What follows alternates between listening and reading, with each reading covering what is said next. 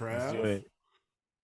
Oh, you know what it is. The clap in the beginning lets you know that it's a 5 on 5 podcast presented to you by directmusicservice.com. Promo code 5 on 5, FIVEONFIVE.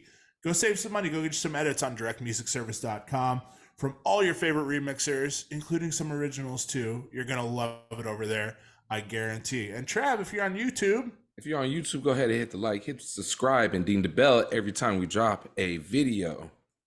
it's just that easy. We are back another week in the books. Let's see here. Let me take a look at the calendar. August 21st. We're going to timestamp it. It's August 21st. Summer's almost over. I was fortunate enough. Summer's basically over. It is basically over. It's hurricane season now out here in the desert. Yeah, football's about to start. Yeah. Let's go. I'm one of your hosts, Phenom, down the street from me, Nico Lopez, down the street from him, Jupiter Williams, and our very special guest today, coming to you live from Nashville, Tennessee. Nashville. I'm so excited to have this guy on here. We had a fucking time a couple of weeks ago. Ladies and gentlemen, make some noise for Deejay Diesel. Boom, boom, boom, boom, boom, boom, boom, boom, boom, boom, boom. Sir, how are you? I'm good. Just came off of a fresh set from yesterday. I don't normally play Sunday mornings at Whiskey Row, but got to do a brunch set. Yeah, it's fun because that's when you can do the Al Greens and the just everything like that. You can do your scratch stuff because people are there really just kind of vibing. Yeah. And it's on a rooftop. I'm very blessed because all my gigs in Nashville are basically on a rooftop. That's sick. And the DJ booth is out. Like there's nothing covering the top of it, so it's in the stars. Yeah, I mean, Phenom got to see like kind of where I live, and I'm very blessed. I'm very lucky to be where I'm at right now. Mm-hmm. It's a trip, man. You are staged up quite nicely down there. Your house is pretty close to where you work at, which we love that. As we are older DJs now, we love proximity. Yes. Like if I can zip line downstairs and DJ, you'll leave me there 4 nights a week, man. Absolutely. No, and you have an awesome rooftop, and you're always facing new crowds, different crowds. It's a big tourist trap right now to go down to Nashville. Bachelorette Party Central, Party Central. We're going to talk about all that, including your move from Arizona, too, where you had a whole fucking career out in Scottsdale, out in Arizona, raging bull out there, too. What we do every week, we compare 2 artists head-to-head, their top 5 songs as viewed most popular on Spotify. It gets weird. It gets gross. We ask you 5 rounds of questions. You pick a song that's a this or a that. One stays, one goes. Now, last week, I had a pick that was a little disco-oriented, but we're going to pass it to Neek for the pick this week.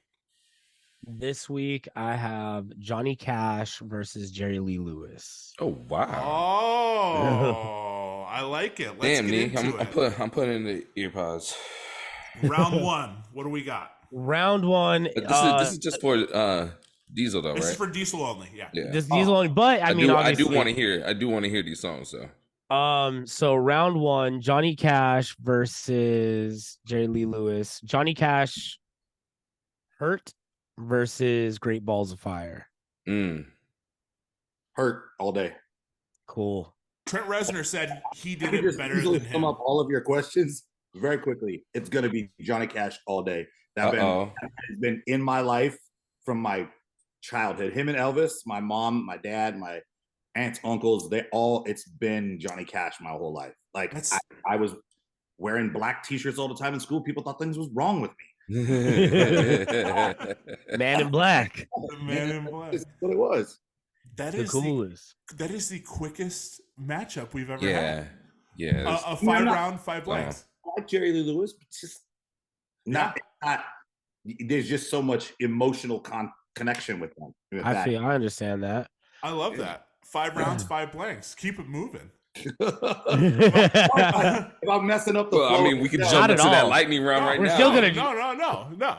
We're gonna go into the lightning round. We're gonna take it straight in there. We're gonna go. It's a this or a that, Diesel. You're gonna keep one, and one is deleted from Serato, deleted from existence. Anytime you go to pull that song to listen to in your car or whatever, it's just a question mark. This artist is gone. So you tell us which one stays between these two. Starting with Project Pat or Trick Daddy? Project Pat stays. Okay. White Stripes or UGK?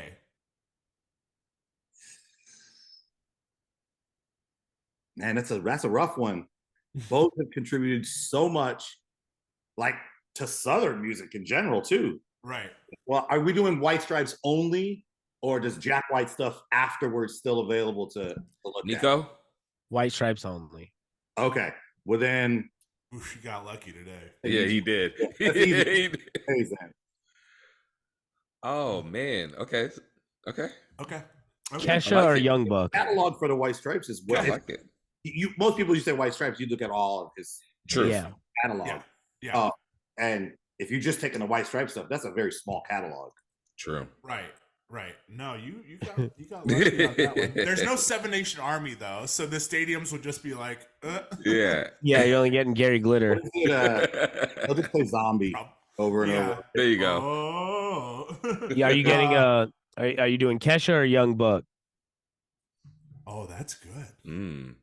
I'm gonna go with Kesha stays. I'm a huge, and I say this to everybody, I appreciate all types of music, and I can pick a great. I can appreciate a pop song for being a great pop song. Might not be the best song in the world, but I can look at it and go, "That's a great pop record."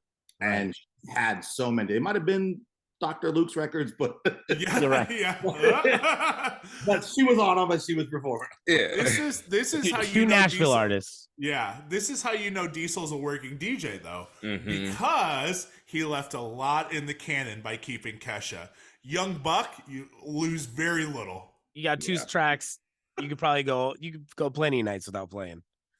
If it was about random ass sightings that I see in Nashville, I've seen Young Buck probably about 20 times, drunk as shit.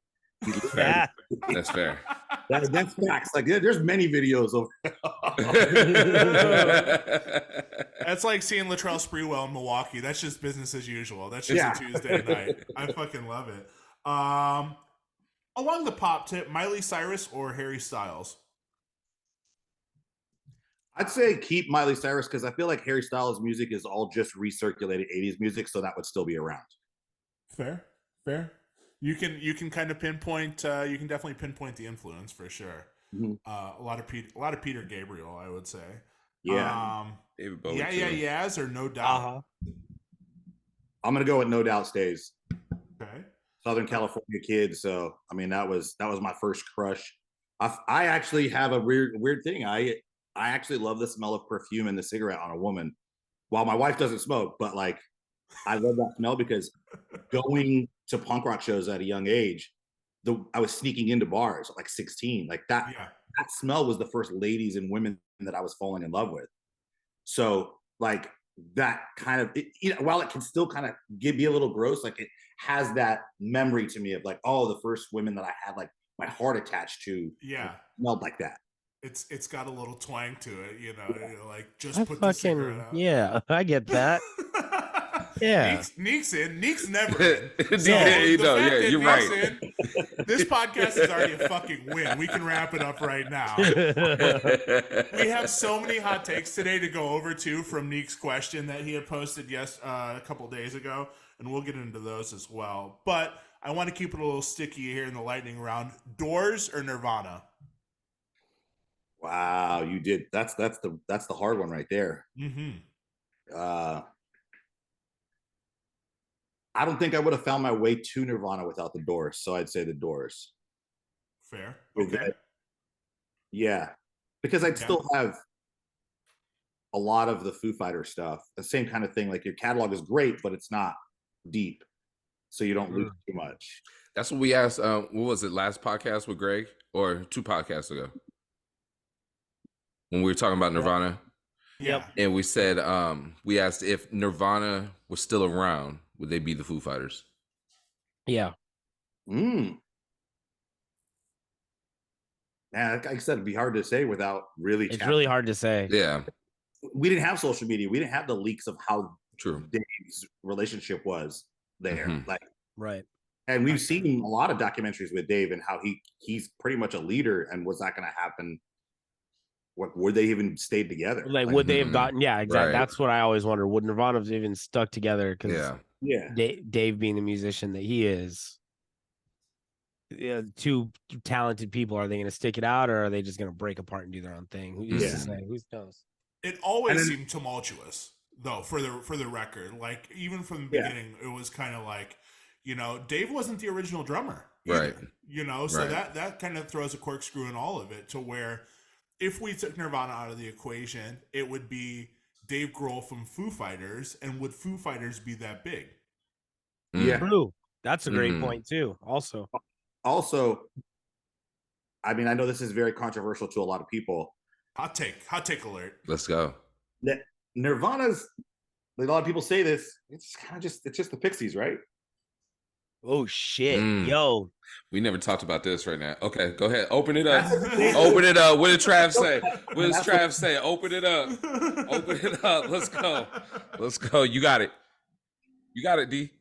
No, I'm just the floor. saying, You got the floor. Go that ahead. was a conversation like when we were younger, like when that music was out, there was a definite, like, I like Nirvana, they like the Pixies. It was like this argument, like these bashed heads. Like it's the Beatles, the Rolling Stones thing. Like, most people don't like both. You like one or the other. Yeah. And while those guys kind of came out around the same time ish, I mean, the Rolling Stones came further after the Beatles had their little teen like kind of stuff. Yeah. So, I mean, I don't really know like what side I want to be on, but I'm just wondering like what is that? Like, what is that conversation like? If that was never there, do the Pixies become that part of that movement, or were they just making music and they weren't really part of the emotional part of the movement? There are diehard fans on both sides. Yeah, and you're totally right. I walk that line. I ain't trying to piss nobody off. I live in a tourist town. Yeah. We're here to piss people off, though. Yeah, I mean, that's no, you know, it'll happen. It's coming. It's you see the waves kind of coming in a little bit faster and faster, and you're like, I wish somebody would get upset about Nirvana and the Pixies in 2023. That's why we're here. This is very typical of our show. It is. Young Let's stir the pot 30 years later. I'm at home. When I'm at home. Yeah. Somebody's gonna be like, "Wait a minute!" And you're like, "What year were you born?" Yeah, we're gonna get a very upset 40-year-old in the YouTube comments. Back in my day, no, that's a fair take, and I don't think that's necessarily spicy. I think, you know, I wasn't around to witness that. I think in Nirvana's heyday, You're too young. 94, I was 7 years old. Yeah. You know, even at that, it's like I didn't quite grasp the dynamic of when Kurt died. I knew it was big, but I didn't know how it would kind of change this cultural shift of things where he was kind of a pariah, you know, as far as music goes. And it's the same as like with Tupac, you know, everyone gets bigger and bigger and bigger after they pass, you know, and even with Elvis, the Elvis movie came out, a couple of years ago. Yeah. You know, it's still huge. Like, I think these untimely deaths just have this effect of putting these artists on a massive scale to where listeners wouldn't maybe hear their music. Yeah, I can agree with that. I think like with the early deaths thing for me is like, I think the artist just always embodies that hope, right? When they die young like that, they're kind of at the peak of their career. Not we can't say it is, but it's a peaking moment for their career. They're at the ascension, and they're ascending. Yeah, and so they never had the downfall. They never came down. You're right. They're ascending. Yeah. So it gets stopped on the ascension. Do we always just have that thought that they're always ascending? That's all we ever remember. Right. Is that one hit was better than that next hit. It was better than the next hit. It was better than the next album after album, video after video, those types of things. So I always wonder, like, if that's like, if you only know what you know. I mean, we've seen giant artists make mistakes. Yeah. You know? And then they get taken out of the conversation of greatness. There you go. Along with those people that have passed away because we've seen their fuck ups. Mhm. We've seen their not triumphant moments. Mhm. What's the saying? Long enough to play the villain. Yep. Yeah. Be a hero long enough to Batman. become the villain. Like LL Cool J, I think, is a great example of that. Just somebody who's had like Kanye. Well, I'm saying like as far as longevity, like Kanye's been around for a while, obviously. It's longevity. it's a long time and a lot of albums. Actually, yeah, Kanye fits in there. Yeah. But LL Cool J, I think, is like one of the best examples because he's at one point was literally considered one of the greatest. Mhm. But we've seen a decade of him being like corny. That we're like, now we just don't like it. So it becomes so. Well, okay, we just seen him. We just seen a decade of him like getting different money. So he's getting different money. Yeah. Yes. I want to say corny.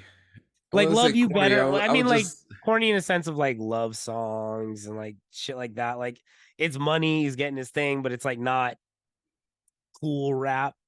Right. Like if Tupac became an actor, I mean. He was always for that reason, I'm sorry, we're going off subject here, but for that reason, I do have to interject on that one because his name is Ladies Love Cool J, right? Cool James. He's got to be So he was already doing them love songs. You know, I Need Love. Yeah, but it like loses like then in the later stuff. Like I don't even want to go deep on because the later stuff was happening when like 50 Cent was out when everything had to be hard. So like we were looking at LL Cool J like he was soft pause, but at the same time he was muscles out and everything. It's generational though because Ludacris did the same fucking thing. Yeah, Ja Rule did the same thing. Ja Rule. You know, these artists at some point just get lapped by the predecessor, the younger kids, stuff like that, and the interest isn't there. Mm-hmm. I don't think there's a bubbling massive interest for new Ludacris or new LL Cool J this year. Yeah, but you're right. Jay-Z will still get the ear of the youth. Drake, yeah, like I'm thinking along lines of like a 40 to 50 year even Kanye, artist. Like, Nas, if Kanye puts something out, everybody's gonna listen. Nas. Yeah, like Nas, I think is different though because I don't feel like he has the ear of the youth.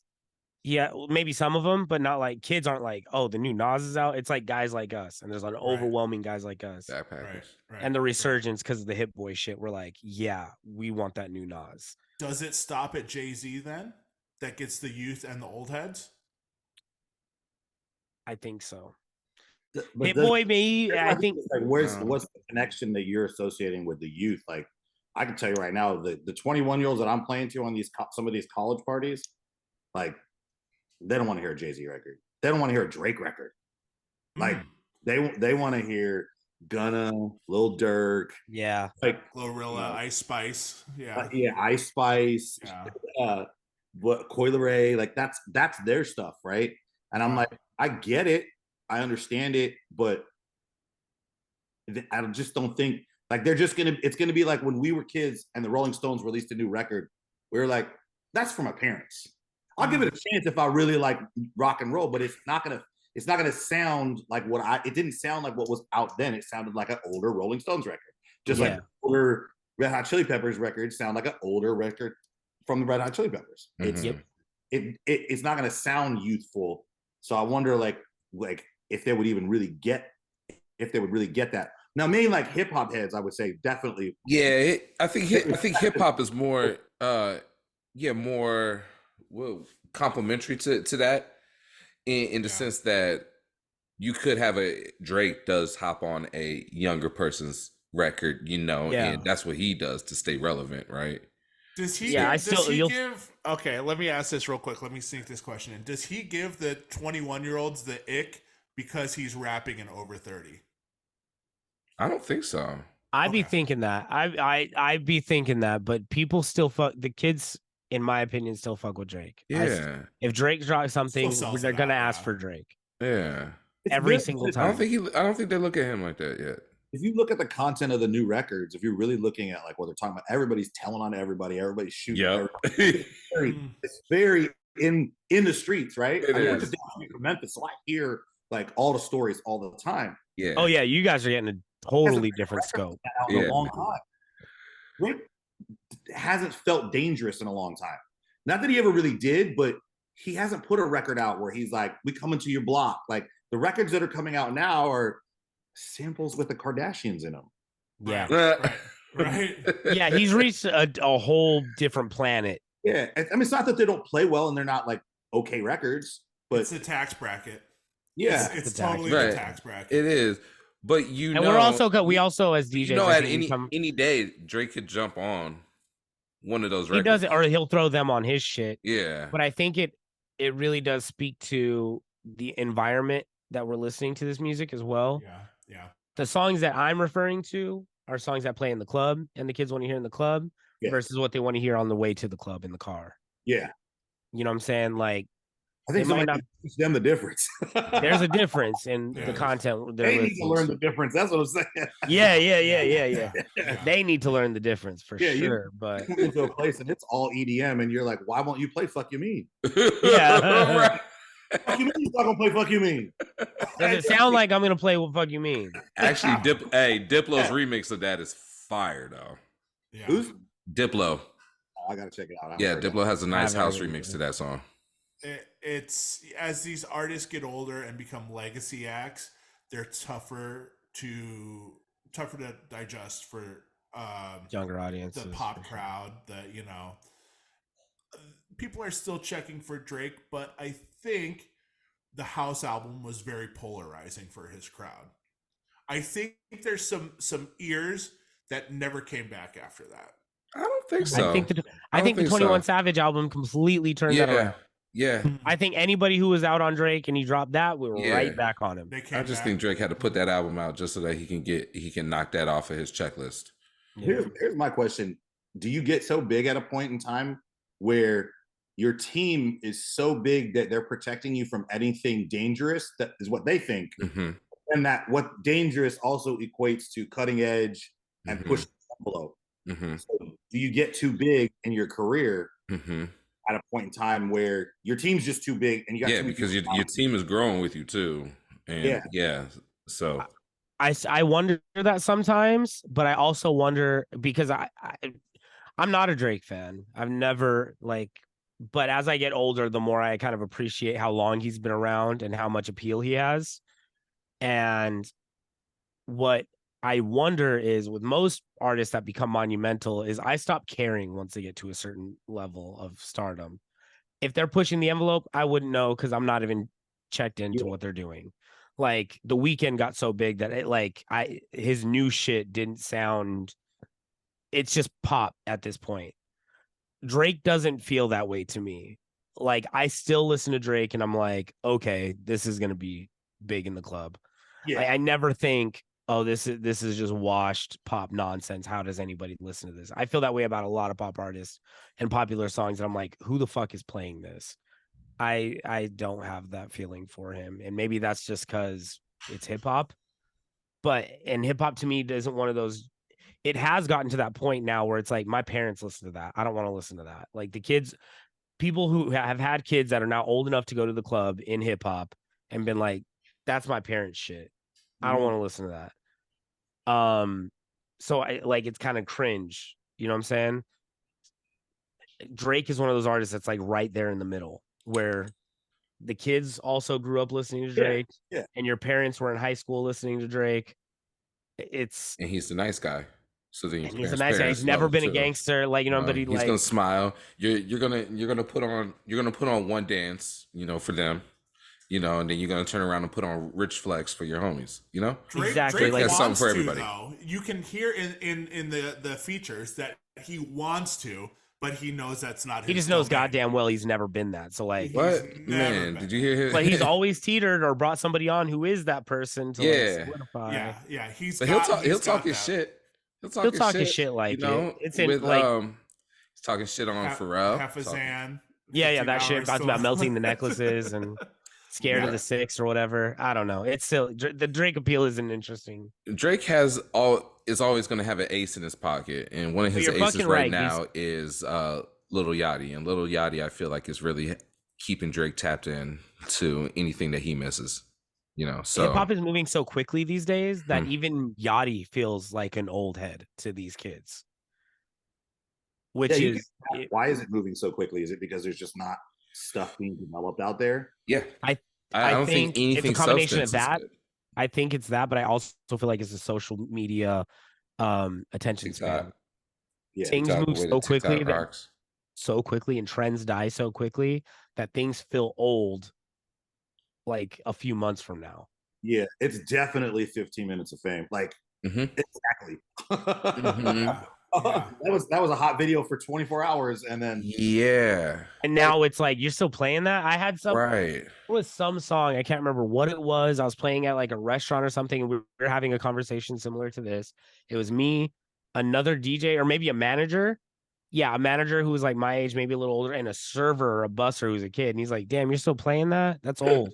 And then he's like, "What?" He's like, "That song ain't that old." And I'm like, "I mean, I've been playing it a lot, so maybe it is old." And he looks it up. He's like, "That song came out 6 months ago." And he's like, "Damn, it feels." The kid was like, "Damn, it feels way older than that." He's like, "I guess not," but like that's how quickly these kids move on from shit. So like, yeah, Yachty and Uzi, they're like OGs at this point. They're basically Jay-Z kids. Next month OGs. Yeah. It's not sustainable. No, I want to hear your theory though. You can't create that. He was just talking about like how the artists are like,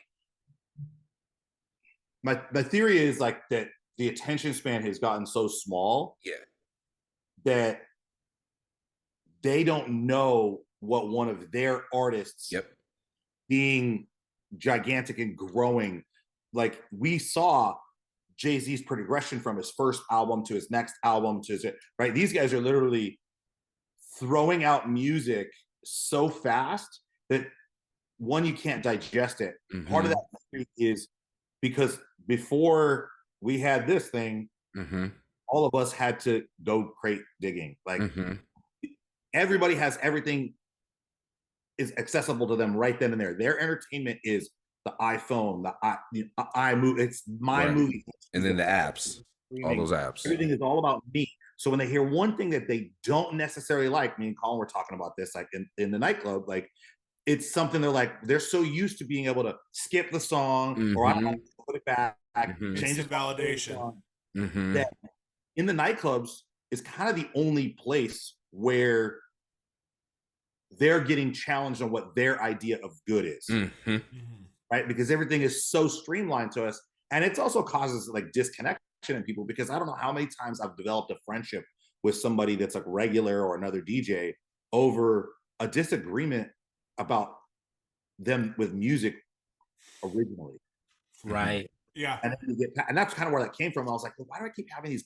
I've never had these like they're not arguments, but they're like a little kind of, you know, you find them muscling around for your position of like what you want to be. And I've never while working, while trying to hold it together. I don't want to say only customers, but it's a lot of customers. Like, I mean, I had a guy come up there later, you need to play turn up music. And I was like, oh God, I hate that. Turn up 2000, turn up 90, you know, that. What are you asking? It could have just been like, hey, could you play this song for me? And I could say yes. That makes life so much easier. Do you guys get, in regards, this kind of speaks to what you're saying about like in the nightclub is the only place where they don't have control and they get challenged on what's good or bad. How is it a new thing? Is this a newer thing is what I'm asking. When people ask, what do you have coming up next? No. They don't have a request in mind. They just don't want to hear this song. What do you have? Yeah, I don't think that's a new thing. I think people have been doing that from day one, forever. To be honest with you, bro. Okay, because that one I wondered about, because I'll get that every now and then, and I'm like, that's such a bizarre question to ask. I remember. I always say I don't know. I'm working on it. But I remember seeing like just vinyl DJs back in the day in Portland. You know, people coming up to them and they're like, "Yo, what's up next?" And people actually physically picking up some of their records and looking at what they had in their crate.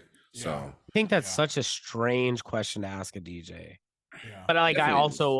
I guess if I take myself out of the DJ mind and put myself in their shoes, I'm just be like, but okay, on the positive side, what's the next one? Yeah, because on the positive side, right? Like, what if that person is going on that journey with you, right? They're like, all right, all right, all right, where are we going now? Where are we going? Are we going left? Are we going right? You know, I'm with you. You know what I mean? Right. I have dudes in the booth that are exactly like that. Yeah. Same. They're hyped to hear the next song. Like, where are we going? You just did. All right, where are we going? Where are we going? Where are we going? Yeah, where they're not being mean. Yeah, they're not being negative. And even if there's a customer, you really, it's kind of like, what's the intent, right? Is the intent to be an asshole? Or is the intent really to just respect your workspace and go, hey, you know what's coming up next? Like, they might have a girlfriend that's like, wants to hear something. You'd be like, oh, I'm going to play some EDM. I'm in playing hip hop, but I'm going to play some EDM. And she'll be like, she loves EDM. I'm going to go over there and get my girls ready. Let's get the shot. Yeah. You never know what the real stuff. I try to judge everything based on intent. Yeah. And the energy that they bring when they come up to you. Yeah, that's big. That's big because you can't hear them. Right. Like, communication is very hard in a nightclub. And so the energy that they're bringing towards you is almost all of it. Yeah. Nashville has to be such an interesting city to DJ in. I have to tell the story because none of you guys was there except for Colin. But I saw an artist, a fucking artist, in managing an aggressive customer that didn't like what Colin was playing. This dude was in the pool, right? Colin's playing beautiful, like 70s records. It's one of the nicer days. It's a little warm, but we're in the shade, having a good time. People are sitting at the pool. The pool's full, but it's not like raging pool, right? It's full. Right. Every chair is full. It's beautiful. And this dude just turns around and goes, hey, change the music. This ain't it. And Colin goes, hey, how you doing, sir? What would you like to hear? And he goes off on his little Jason Aldean tantrum about he wants to hear Jason Aldean because he's pissing people off. Racist. And Colin's just like, oh, I don't know anything about that. Please tell me. Just let the dude and as he's talking, he's just still DJing and like, oh yeah, really? Oh, okay. So what's one of your favorite artists outside of that? Like, well, yeah, well, maybe some of it. It took all of that guy's energy. He still was embarrassed and he still knew he was in the wrong because everybody else around him felt awkward because he was the only one carrying anger. Yeah. It was just like, I loved watching it because unfortunately in Nashville, I'm around a lot of younger DJs and that young mentality still is like, you know, that kind of stuff. Like, this guy's just drinking. You're not drinking. You don't need to act like that. Yeah. Right. But it was, I wish I could have filmed it. It was an artist in most. I applaud you for that. That was amazing. Colin has been in action. He's been on his tip-top game often. He's very skilled in that in his what's the best way to put it? I wouldn't even say kind reject. Yeah, man. So he's like a Hurt Locker. Yeah. He can defuse the bomb. Yeah. I love wearing people out though. Because at some point you have no more energy to expel. You have nothing left to give. You've proven your point. I haven't changed a fucking thing, and you're out of gas. Yeah. The car's gone as far as it can go, and I'm still driving. It's 100% like it truly is like magic to watch. Yeah, it's an artwork. Yeah, you're right. He's an artist. I'm not going to get kicked out. At the end of the day, I'm not going to get kicked out. Right. Yo, can you put a t-shirt together for that? Yeah. I'm not getting kicked out. At the end of the day, I'm not going to get kicked out. Yeah. You know, and it's the most bizarre thing to watch because it not bizarre in a like captivating way. I should say it's because you know that Colin knows. Yeah. You know what I mean? And we would all be like, hey man, eating green on his face when he's doing it. Yeah, absolutely. Absolutely. Smiling because he's happy. And we're smiling, and we know he's smiling because he's getting under their skin. Right. Trolling the shit out of this person. And it's hardly a troll. It's like somehow it's like converting someone to religion. It is. I'll tell you right now, it definitely should be taught in a lot of corporate worlds on how to diffuse a confrontation. Yeah. At the end of the day, the guy, he backed down. He started talking softly, and he was still mean, but like getting dirty looks. But he wasn't, like he said, he diffused the bomb. Said, turn this disco shit off. Yeah. What's up with all this boogie woogie oogie shit? Turn this boogie a little too much pep in the step of this shit. Too much jive turkey going on this track right here. Yeah. Everyone wants things their way, though, and that's an example of somebody over 40 that has that Gen Z mind state where they're like, "Oh, those are the worst." Can we talk like about that? Yeah, man. Like that's real aunties and shit. uncles that need to be home. You don't need to be in this motherfucker anyways to be in here tripping. Yeah, you're too old to be getting angry. Too old to be mad in the club. We're wearing Forever 21 and just turned I'm 30. old. I'm still in the club. Right. Oh, working. On nights off, I'm in the club. Like because we're working though. We are here. We're clocking in. We are taking our asses home. And even still, even if you're in the club, I haven't been to an after party in a very long time. That's what I'm saying. Even if you're in the club and you're not working, you ain't yelling at nobody. Right? No, you ain't in the club tripping. I think, and I've said it time and time again, everyone should do at least a year in the hospitality industry. Everyone should do a year in the service industry. Everyone should do a year in the restaurant industry. Well, okay, even if you're a DJ, do a year in one of those, like DJing in one of those venues. Yeah, because you're still being treated like the help. Yeah, mm-hmm. Yeah. And like anytime, like right when you get there, if the music is off, like, hey, DJ, switch it. I'm not even started yet, bro. Yeah. I literally just put my backpack down. Yeah. Oh, I love that one because like when you're like, can you change this music? I'm like, this is the bathroom. I ain't even plugged in yet. Yeah.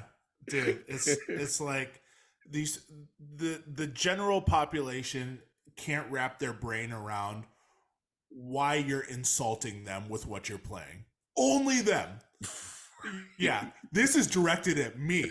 This soundtrack is here to fucking ruin my life. Because everything in their life is about them. All of their the main character syndrome is resounding. Yes, and that's magnified in 2023 with social and all this stuff. Because of all these apps, man. These apps are very. I'm so glad you made it to the nightclub that we opened up for you. We opened this nightclub for you. You made it in. We had to charge you cover, but we're so glad you're here. This is your club.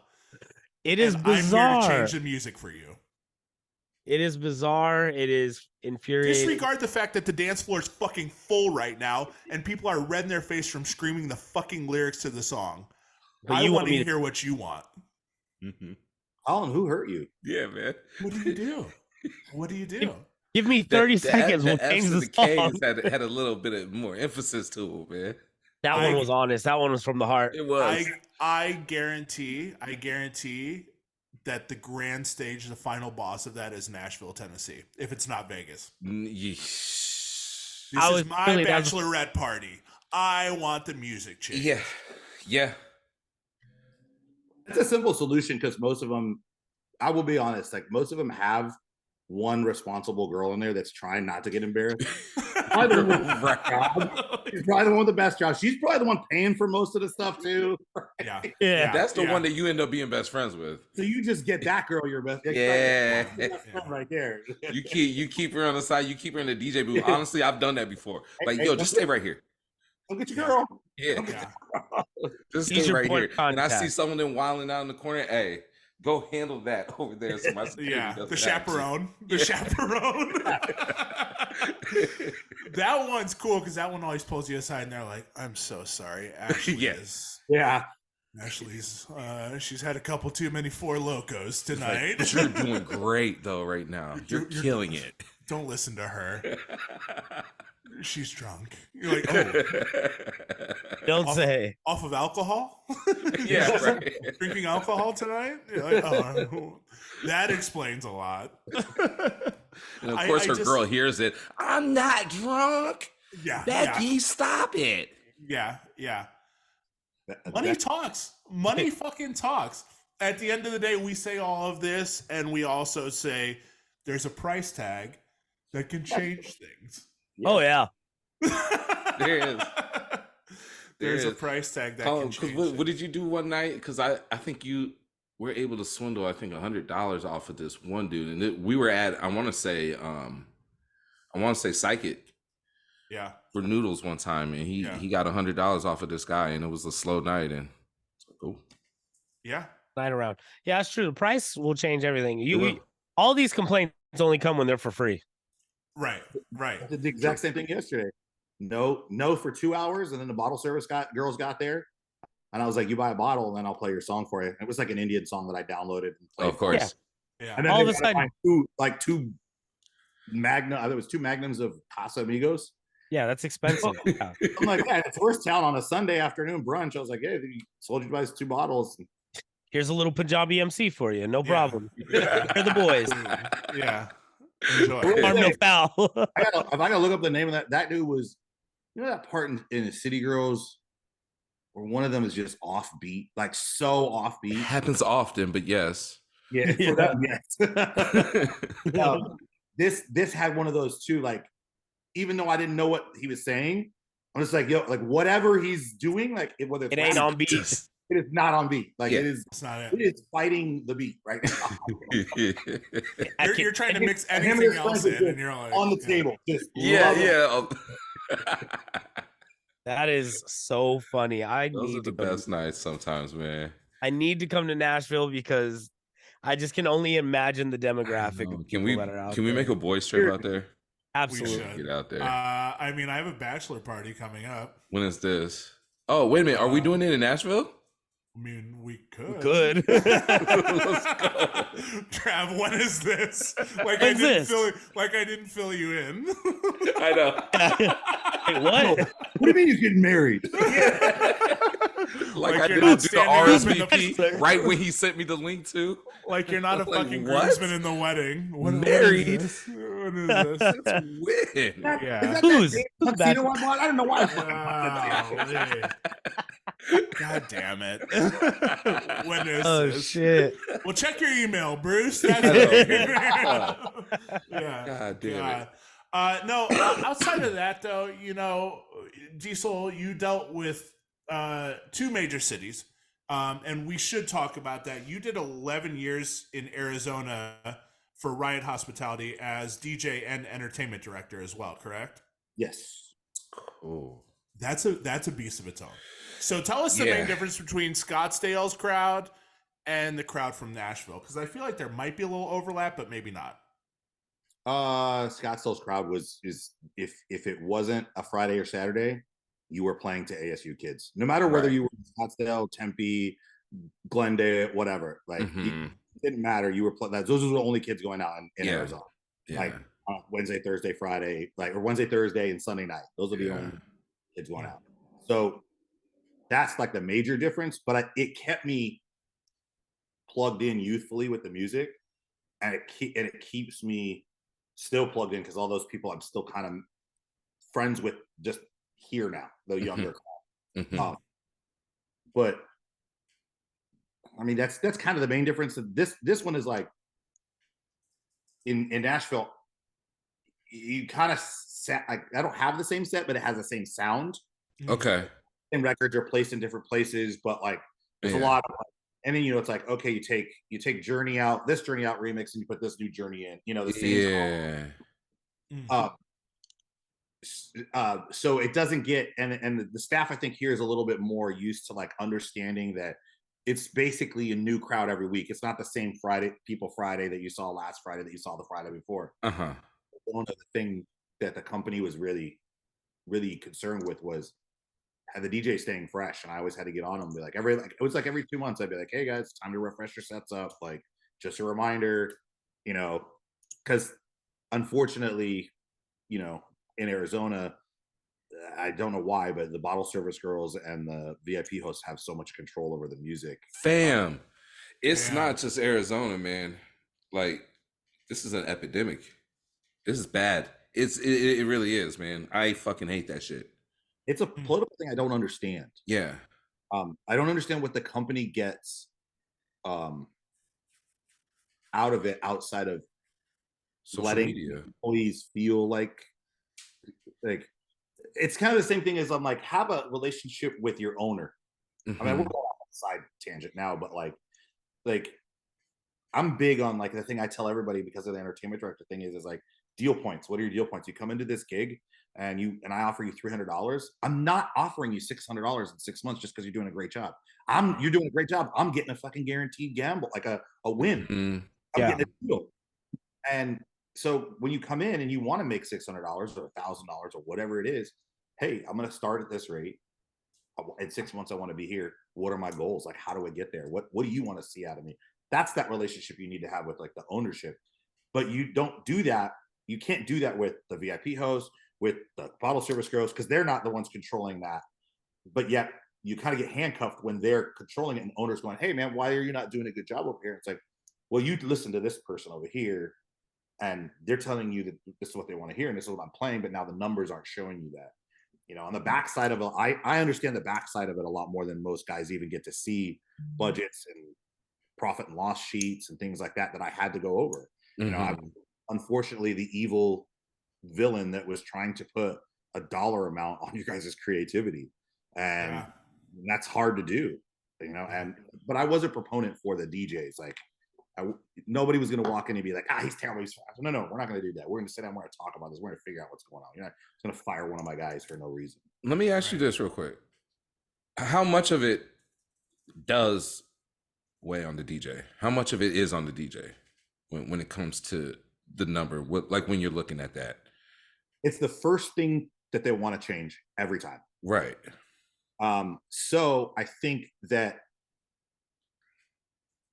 not rightfully so, but I think that is a standard practice that everybody really focuses on the DJ being the problem. When sometimes there could be, internal things like, I mean, shit, a lot of places in Arizona, like they get mold underneath because it's so hot there. Drinks will just fall in and like get in. So like sometimes the floor smells and people just walk, I don't want to smell the floor. I'll tell you right now, a giveaway, if you walk into any nightclub and it smells like coffee, one of two things happen. Either got a rotten floor or somebody just Right. They will pour coffee on everything. Yep. to get rid of that smell. Smell like coffee or like some sort of like artificial smell good. Sawdust. Sawdust down. You know that powder you put on carpet? Yeah. When you vacuum? That's what it'd be smelling like. Yeah, exactly. Look, if you go to like Hakkasan or something like that or Zook, they're not serving coffee. Right. But that's why they stopped using carpet in clubs. I bet you they have like a shit ton of coffee in the back. Yeah. And it's because it's kind of like it absorbs the liquid smell. It does both things. It's kind of like kitty litter, but it's dark, it's black, so it's not bright white on the ground. Like so people can't see it. So there's a whole like science behind like why these things become popular. There's nightclubs that never serve coffee, but they've got tons of instant coffee bags in the back. That's so crazy. That's a real thing. Yeah. Like I said, that could be part of the reason that the nightclub is like there's multiple. Right, exactly. But we get the brunt of it. Yeah. Which we don't deserve, but we also, it's a double-edged sword. We also get like when it's a great night, everybody leaves and remembers, the DJ was that guy. They don't remember like, Katie was serving me and I had a great time with her. They might remember Katie for a different reason, but that's different. Right. I think you're right. I think it is always the go-to, good or bad. It's always the DJ, but in reality, there's a lot of other variables that come with it. I personally think just working both ends of it, I think the reality is most of the but I think the DJ's biggest responsibility and the thing that really is reflected upon of a good DJ is if people stay. Yeah. I think that's really the big one. I don't think most DJs on the planet are going to bring people in. I don't think the music that they're playing are going to are the reason people come in. I think people come in because they like the venue or the reputation of the venue and the music they play, but not the song that the DJ is currently playing right at this moment, because how would they even know? They're not there. But I think once you get there and the music is the music you like, the venue doesn't smell like shit, and the drinks are affordable, and they have girls, we're in. So there's two sides to the DJ being that powerhouse. A, you have a dance floor the whole night because the DJ is doing incredible. And B, you have a dance floor the whole night, which is not selling any drinks. Right. Yeah. That part, like, you could How do you find that balance? Of a job. That's the ebb and flow in your sets, right? Yeah. That's when you get to pull out Jodeci and throw that record on for 30 seconds and get the people like, okay, I needed a break. I'm gonna go get a drink. You know? Yep. Mm-hmm. And then you're fighting the crowd now. So it's like, I've done my job the best I can do. We hit the peaks and we hit the valleys. Now I gotta sell some liquor here. Yeah. So I know that I'm taking you into that valley by playing the Jodeci or by playing this or that. Exactly. And the crowd instantly goes, he forgot what he's doing. He forgot how to do this job. That's exactly he was riding a bike and just instantly forgot how to ride a bike. He fell off the damn bike. What's going on right now? He put a stick in his own spokes and fell off the bike. That's the dichotomy of being a fucking DJ, man. That is exactly what they think. 100%. And that's interesting. You can't explain that to somebody where a pedestrian's going to be like, "Oh yeah, you do need to sell liquor," because you're like, "Hey, you fucked up that dance floor with that song. This is all." Yeah, they've been dancing for the night. An hour, and nobody's been at the bar for 30 minutes.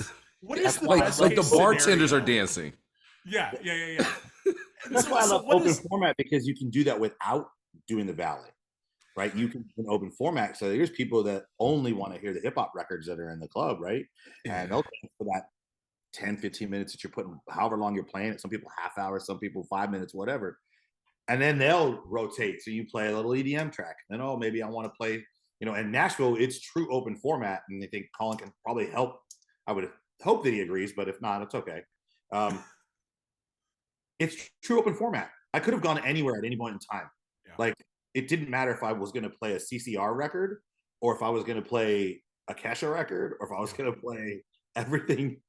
What is your head? It's like a wedding. It's like a wedding for sure, and you are dealing with those dynamics too. Same as Vegas, everyone is there from a different walk.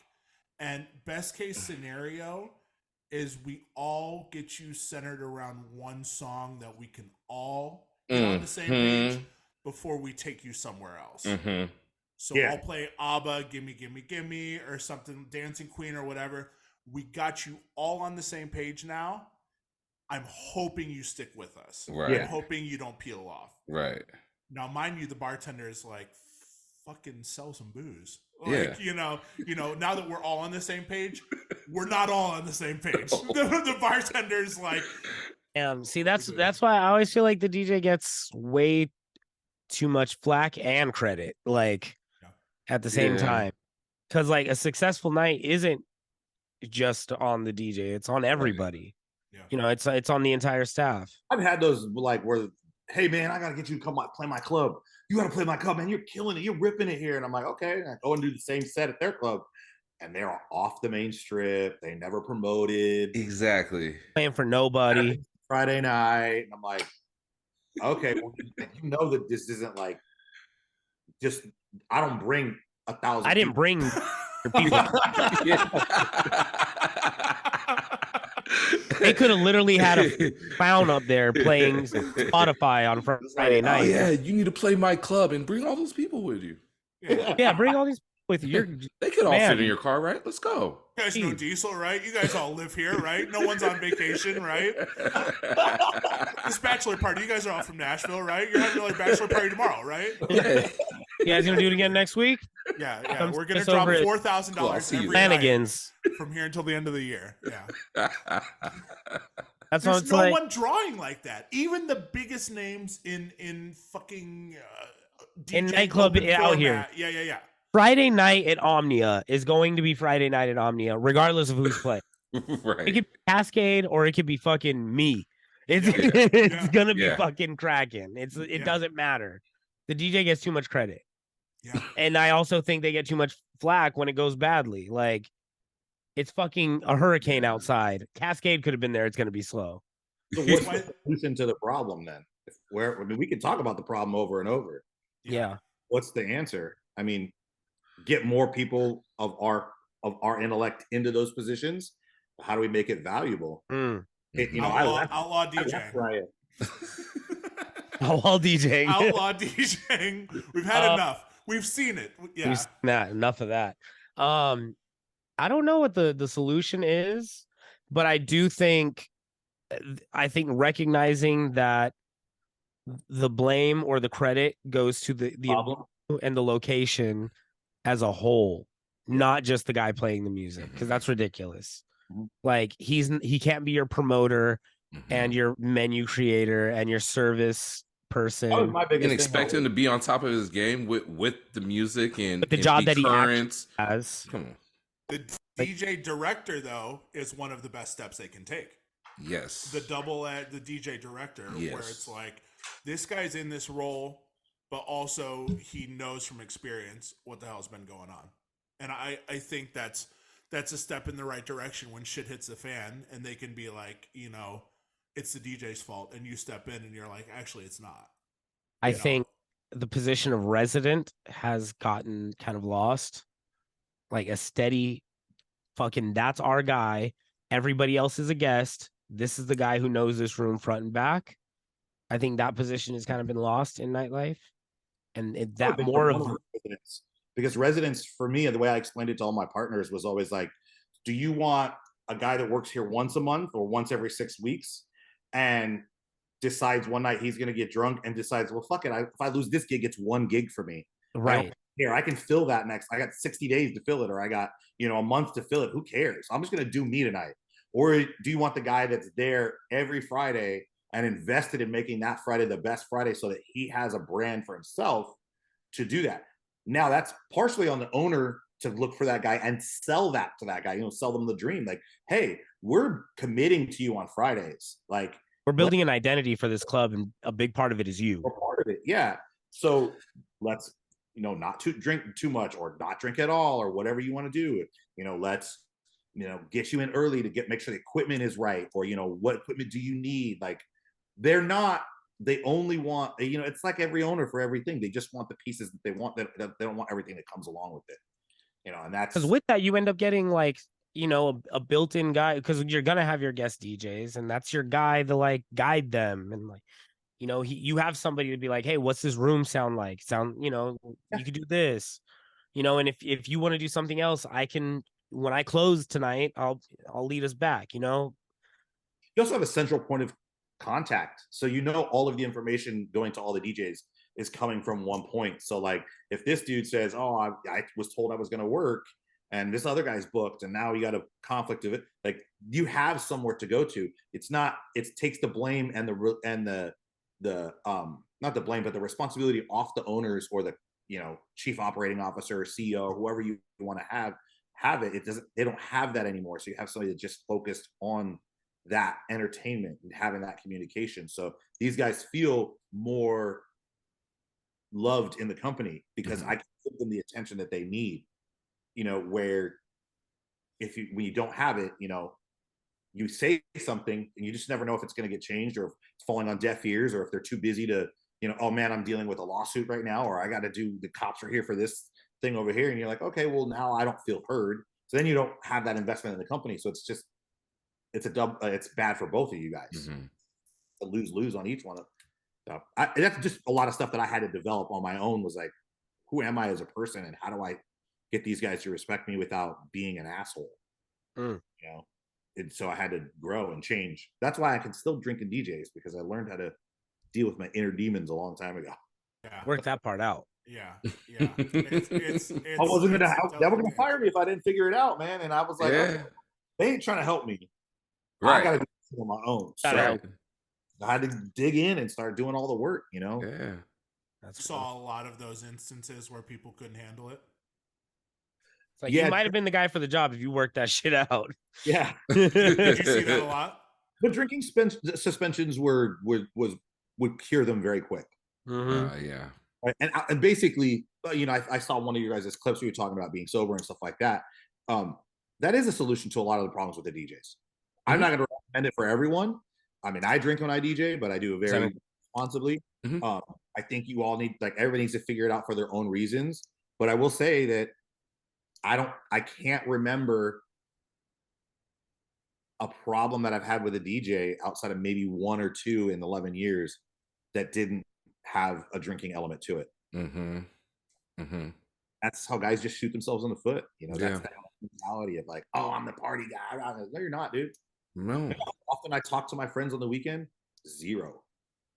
And they could be standing right next to me. Colin was standing right there. We probably said like maybe 20 words in like 3 hours to each other, right? Because he understands, we understand. We're not really talking with our friends. We might have a couple of drinks. So you think of it that way, you're just drinking alone. Yeah. So you're just on Friday and Saturday, Thursday, Friday, Saturday, you're just drinking alone. You're not having that social interaction with your friends. You're not developing those great relationships that you can build businesses with and build communities with later. So you have to. We're playing songs. Yeah. We're at work. Club talk is bullshit talk. You know, it is. And even when you're in the crowd, you know it. Yeah. Even after 2 a.m., any talk is bullshit. Somebody could offer you every residency under the sun. The next day, it's not going to happen. Yeah. It's horseshit. It's coke talk. It's booze talk. Your phone, who dis? Yeah. You know, oh, we had such a good time last night. Thank you so much. I can't wait to work with you. And they're like, what do we talk about? It's not there, you know, like it's not fucking there. And I think there's that allure that builds around it where people say, I need to drink to network. I need to drink to get where I want to be in this industry. I need to drink to develop a friendship. No, you need to have a fucking personality is what you need. Yeah. You just need to like you. Just need to like you. That's really it. That's it. Don't be a fucking dickhead and come to the table with a conversation. There's so many damn gigs that I should not be having in Lake Oswego for these 1%ers that I should not be in. But you they love my black ass, man. I swear to God. Talk to people. You found a common ground. For me, it's usually music. I can talk to anyone under the sun about music. Even if I don't agree with your political decisions or whatever, this, that, and the other, we can find some artists out there 99% of the time that we both enjoy. Right. That's all you need is that one common ground, and you can build off that. Yeah. That's it. Like you were saying, you know, you go into these conversations with people that weren't in line with you musically. You played something, they came back at you and they're like, I don't know about that. And then you brought up another artist and they're like, yo, do we just become best friends? And that's how you win them over. And then you're playing those gigs wherever you want. You know, these personalities, these opinions, people don't have hobbies anymore. You know, you ask somebody, what do you do? What are you into? They don't have a fucking hobby. Yeah. And how do you network with somebody that is just bottom line ROI every night in the club? It's kind of tough, you know? Or if your only common thread is tequila, it's kind of tough. Yeah. Yeah. You know? I mean, really, you can say it's tough. I see it as sad. Sure. It truly is sad. Because every person I meet, to me, is a new story, it's a new like experience, and like, yo, what has this person's life been about? Because mine's been totally different. Everybody's their own main character in their own story. So I want to see your story, man. I like movies and I like stories. Tell me your story, you know. And when you can't find that, just a simple thing, like you said, just even if it's just a song, like one song, you know, or you know, one sneaker that you guys both liked, or whatever it is, you know, anything. It's sad if you can't find that one thing. That tells me that there's a bigger issue, maybe with the two people, or even maybe with society, if you see that happening a lot more often. Because it's hard, you know, not to be around all these people and not feel a lot of the anger that they have when they start talking to people. And that it hurts. It feels. I'm like, you know, like, what? All you had to do was say, "Can you play me a birthday song?" This shit sucks. Right. Yeah. Right. Yeah. It's where are they learning that? Where are those? I mean, when you're 12, people say like, kind of like real you, like you lose a lot of filters. So, I mean, what does that say about the person that's just, you know, that's their first thing, is to just react into anger, and aggression is how they learn to deal with conflict resolution. And or just starting with conflict. I didn't even know. Because like he hasn't even gotten to become a conflict. Like I didn't know he was DJing. Yeah, you got mad at a song. Yeah, like coming in hot doesn't solve anything really. Like even I don't know if it's like a customer's always right approach that these people are taking or something like that, but the customer's not always right, like especially when you're curating for a whole fucking room. I could say the simple, when somebody says customer's always right, the simple answer to that is, if they are, then how come everything's not free? Straight up. Any customer that doesn't that wants to pay for something. Shit. Yeah. And that's 100% true. I'm just as much of a guest in the club as you, and as this person, as that person. We're all buying time in this space. Like that's the common ground where it's like you're coming at me hot, I'm on your side. I'm trying to make everyone have a good time. I'm not trying to ruin your night. Like you said, take out of that to make you mad. yeah. This is just for you. This is a playlist to piss you off. Yeah. We compiled all the songs you hate, and here they are. God, yeah. I mean, using Pandora for evil. Yeah. And it's important that you touched on that though, as far as the aspect of the dark side of being in the DJ realm and DJing for college kids, which are in a college mode, and the DJ automatically assumes that they have to party as hard just to keep up, when you can get the fucking job done without fucking matching them one for one. And I think that's definitely a unique situation. And then I think also Nashville is a unique situation for you two, where you did branch out and you got a little bit of an older clientele to mix in with that college crowd that does come out there to kind of cut loose. Yeah. I don't know. Go ahead. It's just a great, I'm just blessed to be here and like have the gigs that I have and have the opportunities that I've had, because it's something that I mean, to be honest with you, I didn't really believe in myself while I was at Riot. I didn't believe myself in like the production I was doing, and I knew my DJ sets were kind of, it kind of was, you play the same place for so long, and you just kind of like, it gets to a point where you're just like, I could do this blacked out drunk with my eyes closed, asleep. Like I know like at what point in time to have this. I know that group of girls over there, and it got to the point where I just didn't believe in myself. So that move was very, during COVID, we lost all of our entertainment director positions and DJ positions. They all disappeared. Mm-hmm. So we all kind of had to figure out what we were doing and really, is this something that's an art form and a passion for us that's going to be part of our life the rest of our life? Or is this something that, and I had to look at that. Was I just doing this because I had the corporate paycheck? It was nice, right? And had a nice house right next to ASU, like, but I couldn't resolve myself in the way that I was seeing the company go with, again, like what I believed in. Not anything but negative, we just were going down different paths. Right. Right.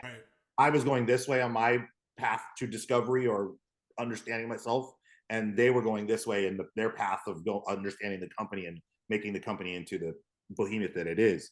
Yeah. So that's kind of why I moved here and did all that stuff.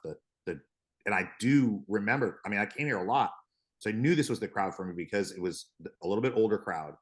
But I saw, and I still believe this, I genuinely believe this, and I say this to everyone. I feel like if you guys move here now, this is like moving to Vegas right before the 90s boom with like the late 90s boom with the nightclubs. Right before the early 2000s when like AM was getting his first $1 million gig. Like I can see the potential for that here. And it's moving faster, clearly, but yeah, it's ground floor stuff.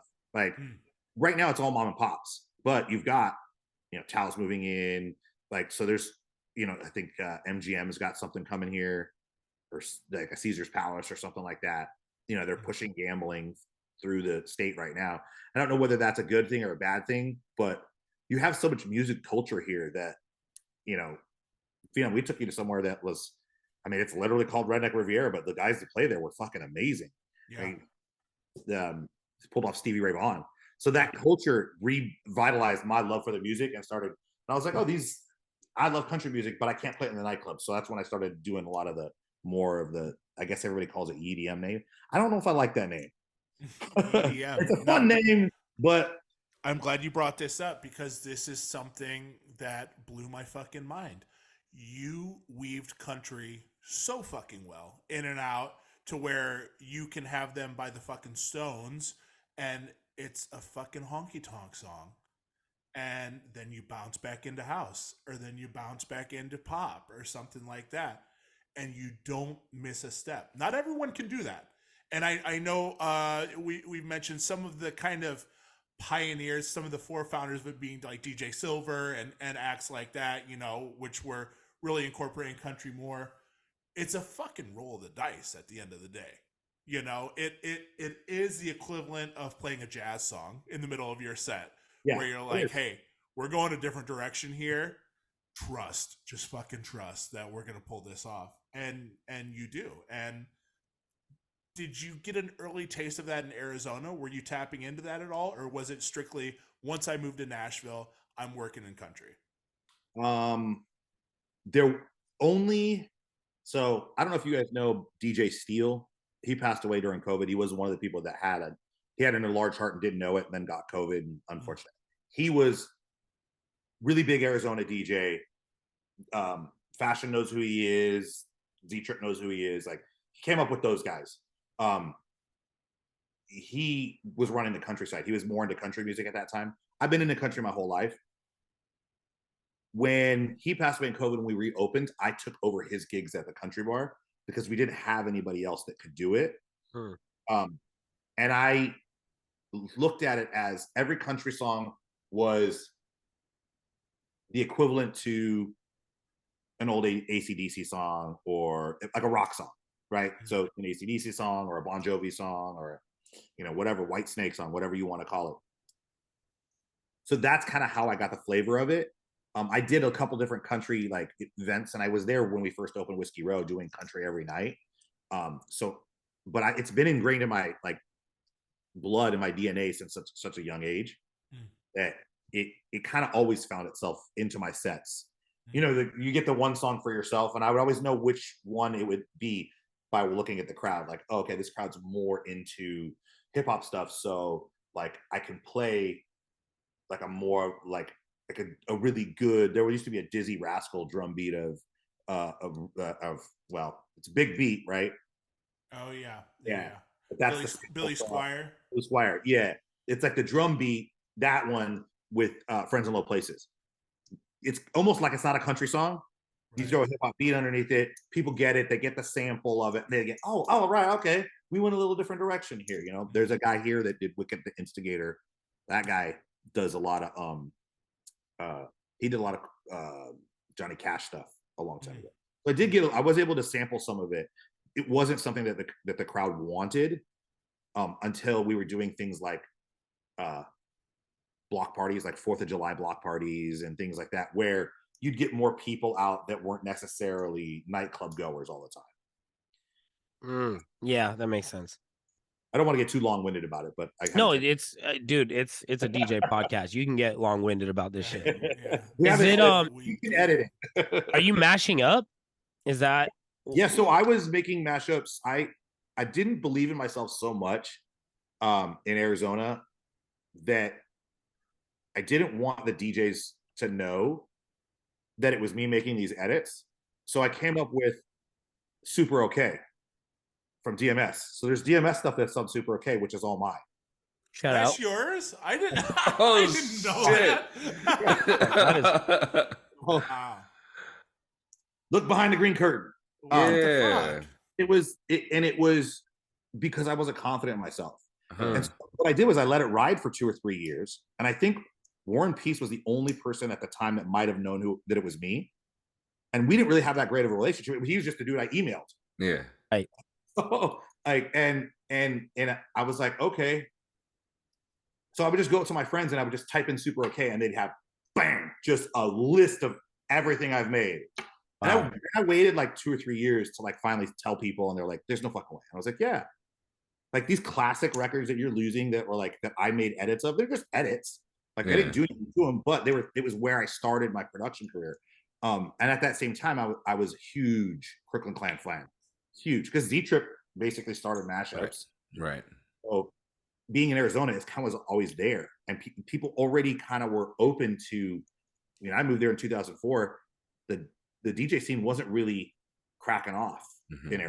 It was in Scottsdale a little bit. It was like 4 nightclubs, and that's about it.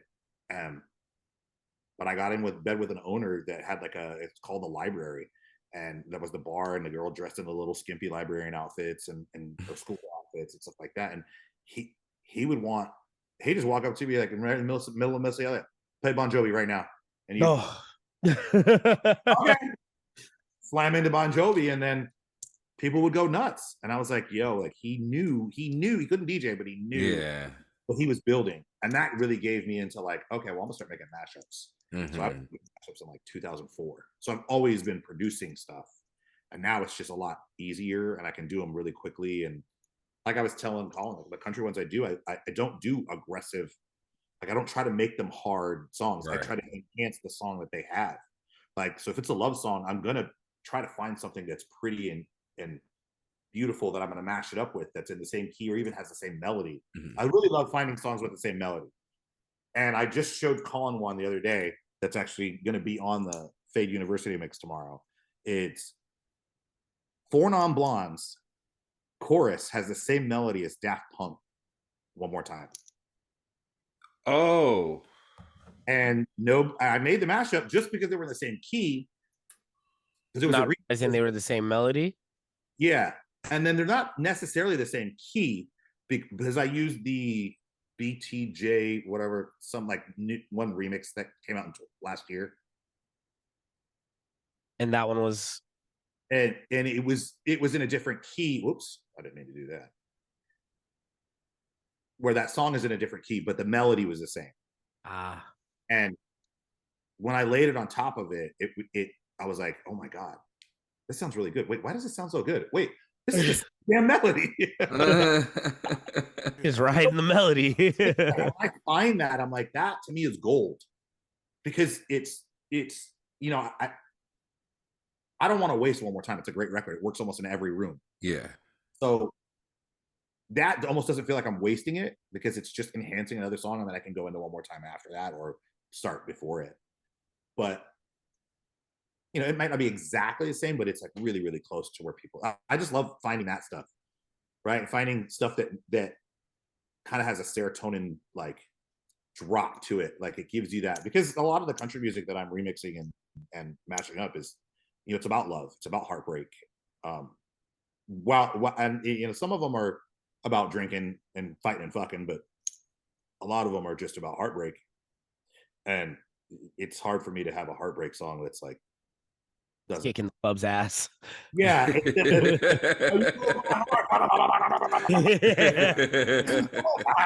I'm fucking sad. There's like bachelor parties and you're playing breakup songs and you're like, I think the biggest violator of that is the people that do the deep, like not bass house, but the dark house. Like where it's very deep house. Right? They just, Morgan Wallen has the same key, and you throw it in there and it just build up, and then it's just nothing. And you're like, I understand that they enjoy that because they enjoy the house music part of it. Yes. I don't think the customer that you made it for that was listening to Morgan Wallen is gonna enjoy. I think you've taken them too far off into left field for them to feel the emotion of the song. We saw the impact, though. When I was there watching you, we literally saw the impact with the person that played after you. Now, you had the early shift in the night. A DJ played after you and went straight house, straight Ibiza, straight 2 a.m. in Nashville, Tennessee. And the crowd just kind of turned right away. It was maybe one song. Maybe one song. And Diesel had him up there. And then, snap of a finger, they flipped. And he was unwavering. he didn't back down. Like, these are these fucking songs I have. Here's the house music I have. Yeah. So this is all I got, guys. That's what you're gonna get. I think that's a newer approach to DJing. I think that's a young person's approach. We do have a lot of guys here that I want to say this correctly because I don't want to insult anybody, because it's not meant to be insulting. It's meant to be a comment where, hey, if you listen to the comment coming from a place of understanding, then you'll understand it's there to help you and not say negative things about you. Yeah. Right. There are some people that have never not played in Nashville. And in Nashville, you walk in at 6 o'clock and if it's a 500-person room, there's 500 people in there. Right. And there's 700 people, 1,000 people waiting in to get in at every bar on the street. Yeah. Every place there's a line to get in. So you can maybe not play the best set and lose 150 people. There's 150 people waiting to get back in. Waiting to come in. So you don't have that. They've never played those. I open at 10 and the crowd doesn't really show up till 11:30. So I got to keep a vibe and I got to learn. Oh, I got to keep that one person. Now I got to keep those extra 2 people. Now I got to keep that group of 7 that just walked in. They've never had to do that and create that vibe. So they don't know when they're doing something that's negative to impact the crowd. Right. Because it'll always just fill up. It'll always. They're not looking to see if the crowd enjoying the music. It's always busy, so I'm just going to keep playing. And they play good music. They're not bad. I'm just saying some of the guys have never had that experience. And when they do the first time, it's very startling to them. Like, whoa, wait a second. And they're like start to second guess their whole like identity as a DJ because they've never not had a busy room. Yeah. So I think it's a detriment done by the service industry here to them. There is not a big culture here. There aren't things that we all grew up going through. Nobody had a mentor. No, like every other than the spots that I play and I fight for, every other place requires you to bring your own controller. Like that's how antiquated. But these places are putting $2 million away on a weekend. Right. So $10,000 for a set of DJ equipment and good speakers, it's not that much to ask. Right.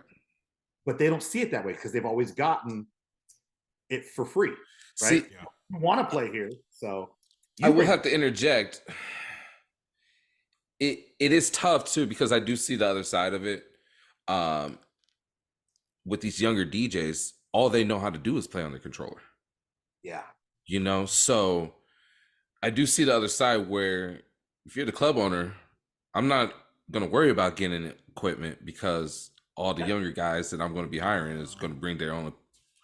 So it does suck for us where we're like, we do want to come in and just rock and rock with whatever they have right there. Well, I mean, it's a detriment to them too, because I see what you're saying. And I'm not. No. Right. The detriment to them because most of these kids, let's not lie to ourselves, are not getting in to be nightclub DJs or turntablists. They're getting in to be festival DJs. Right. To be headliner of the festival. Correct. They're not going to have a controller. That lasted like that's they're not going to do that for you. Mm-hmm. You're just going to have to play on the big boy equipment. So what happens? I've seen more guys that are coming straight from controller to CDJs and maybe a 900 or an S11, and everything is falling apart because they don't know. And this is their moment to shine. Mm-hmm. They didn't have money to go rent the equipment to practice on it, or they didn't even know to, because there is a DJ culture here that supplies that. In the EDM world, there kind of is. There's a couple of guys around here that have like almost after parties at their own stuff, so the kids get to fuck around them at those teams, Mm-hmm. But for the most part, people are. I mean, I had a guy that came up and was like, "Man, I'm one of the DJs in Austin, Texas. Man, what kind of board are you using?" And I was like, "This is not a board." He goes, "Yeah. I've just never seen a board like that." I go, "This is." First of all, it's not called a. It's not a board. I just picked one up and slid it over, and he was like, "Mine was long that it wasn't one piece of plastic." Yeah. You're like, these are all movable. Yeah. There's that. It's a one size fits all approach too. Yeah. The club will adjust to me. The club will adjust to these songs that I have. If these people aren't here, the right people will show up, and we'll keep shuffling through people all night until I get the response I want. Yeah. It's not real life. It's not real life. We all love to play boiler rooms every day of our life. That's just not what it is. Yeah, you know, where the crowd just comes to hear a unique sound. Yeah. Curated by you, and we're all in. Yeah. And furthermore, they're other people's songs, you know? You're like, look at my collection of Pokemon cards. It's the best ever. Yeah. You know? And they're like, well, did you draw them? Did you make them? You're like, no, I bought them, but they're the best ever. And you're going to agree. And it's like, I mean, all right, I guess so. But I mean, you know. I can also go over here and don't have to be here right now. Yeah. Like there's somebody with, you know, one block over or one next door, Nashville, next door. Yeah. There's someone next door that's doing what I want. Oh, next floor. He said next floor. Oh, that's the best part. Multi-room. It's like three. That's the best. Has 4 floors. Wrong floor, bud. Yeah. I do that. They're like, where's all the country music? And I go, I'll play a little bit, but mostly we play this kind of stuff. But if you want to hear like straight up good country, the bands downstairs are phenomenal. I promise you. So sick. And I sell it. That's so sick, bro. I want them to like have a bad experience, you know, because I am invested in the company. You know, I helped build that company. I designed all of the entertainment for it, along with Dirks and a guy named Ward here from Whiskey Jam, who is got out. But yeah, you're right. Wrong floor. Or not. Hey, we got that going on over there. Yeah. Hey, that's in the back. That's upstairs. That's downstairs. Yeah. You're not wanting to come from a point of aggression, right? Yeah. And just wanting to like have them and like, I'm trying to give everybody the most like pleasurable time they can have. Yeah. All it is it's just guiding them to the right pond, man. Yeah. Oh, this is the wrong lake. We got that over there though. Yeah. Sometimes you got to be a street sign. Yeah. Bathrooms are over here. Country's in the back. Yeah. That's the fucking brass tacks of it all, man. You're like, we do that here, and we also do this here. So pick your poison, man. No, that's true. And in this society where we have a million choices, we need that. Yeah. We need the band. We need the room that's house. We need the room that's rap. We need the room that's, you know, everything else, pop and disco, blah, blah, blah. Because it's only going to get more consumer oriented where it's chewed up and spit out quickly to where we want to keep you here. We don't want to lose you. We don't want to lose you to a competitor. We do want to keep you in this building. We got to find a room for all of you guys, for everyone, you know, and that's the crux of open format right now, where as a community, we're trying to decide, with everything moving so fast, with music moving so fast, with genres being interchangeable right now, how do we keep everyone in the room? It's not really easy. There's specials for every genre under the world. Yeah. Strippers make some people uncomfortable. Yeah. Oddly enough, DJing is all about math, but this one doesn't have a solution. It doesn't. It truly does not. It doesn't. And I mean, but that's what music is. It's truly not for everybody. And I think as soon as we all accept that and just know that, like, and not take it personally. Yeah. And that's what it is. Not take it personally. You just can't take it personally. You're not going to be for everybody. Just hope that you're good for a good amount of people.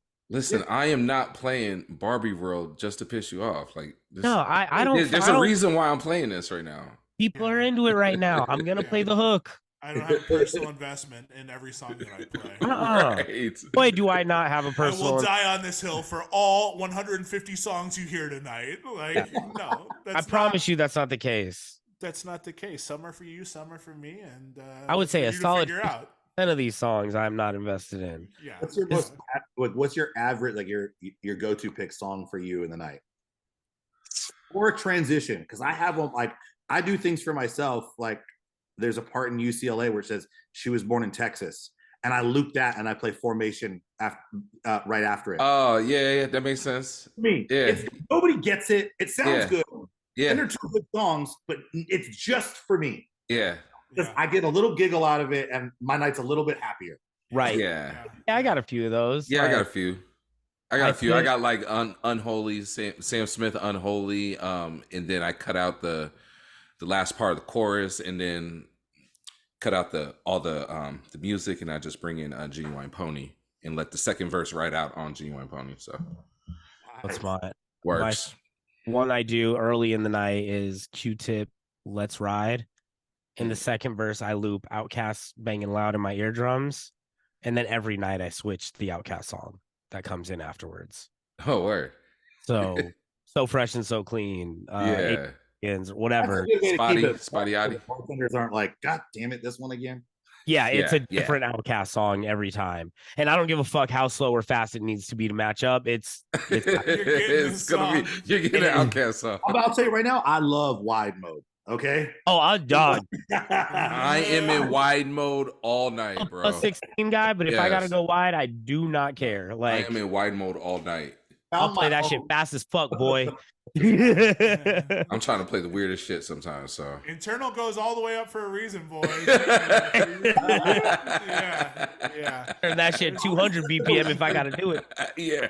There's a reason. I was such a believer in doing that before when we were back on all on turntables, I was buying Vestex with the plus 50. Like, I would go early and swap out the techniques and put them on. And it's funny because that's how I got to open for Jazzy Jeff one time, was because I was the only dude that had the equipment. Oh, hell yeah. Is that what they're called? The PDXs? Yeah, the straight arms or whatever. Yeah. Mm-hmm. Plastic jaw. Fucking. But they got that ultra pitch. Yeah. Yeah, that one. Yeah. But we're gonna make that's how much I believe in this shit. Yeah. Yeah. You know, sometimes you gotta hear the song. Mine is Dancing Queen, and then I loop the Queen part into Crazy in Love from Beyonce. Oh, yeah. Yeah. It's lowbrow, but a lot of people will get it. You know, like looping Queen. I don't know, man. I like, my favorite lowbrow is and I think multiple DJs do this, the Kanye and Jay-Z Paris, where it's like, meet me in the bathroom, and then you just start the Mill House Party. I'm telling you.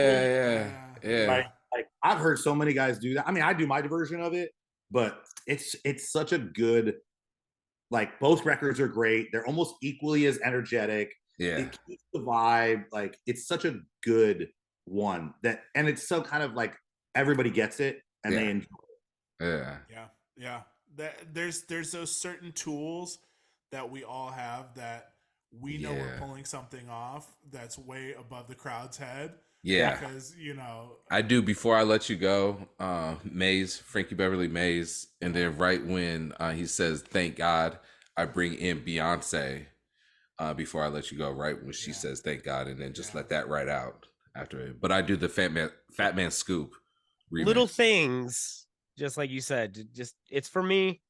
It makes me feel happy to be here. Makes me feel like I'm actually doing something enjoyable but it works that way. It works like 99% of the time. It's gonna work. And when people, it's an automatic. It's like a Mickey. Like, you know it's gonna work. You know you're gonna pull it off. And then if you get the compliment on it, your night's made. I'll play you whatever you guys want all night. Yeah. I always get screams when I get that. Good job on that one thing you did. Yeah. Late. Oh my God. I love a fucking compliment on a mix I did later.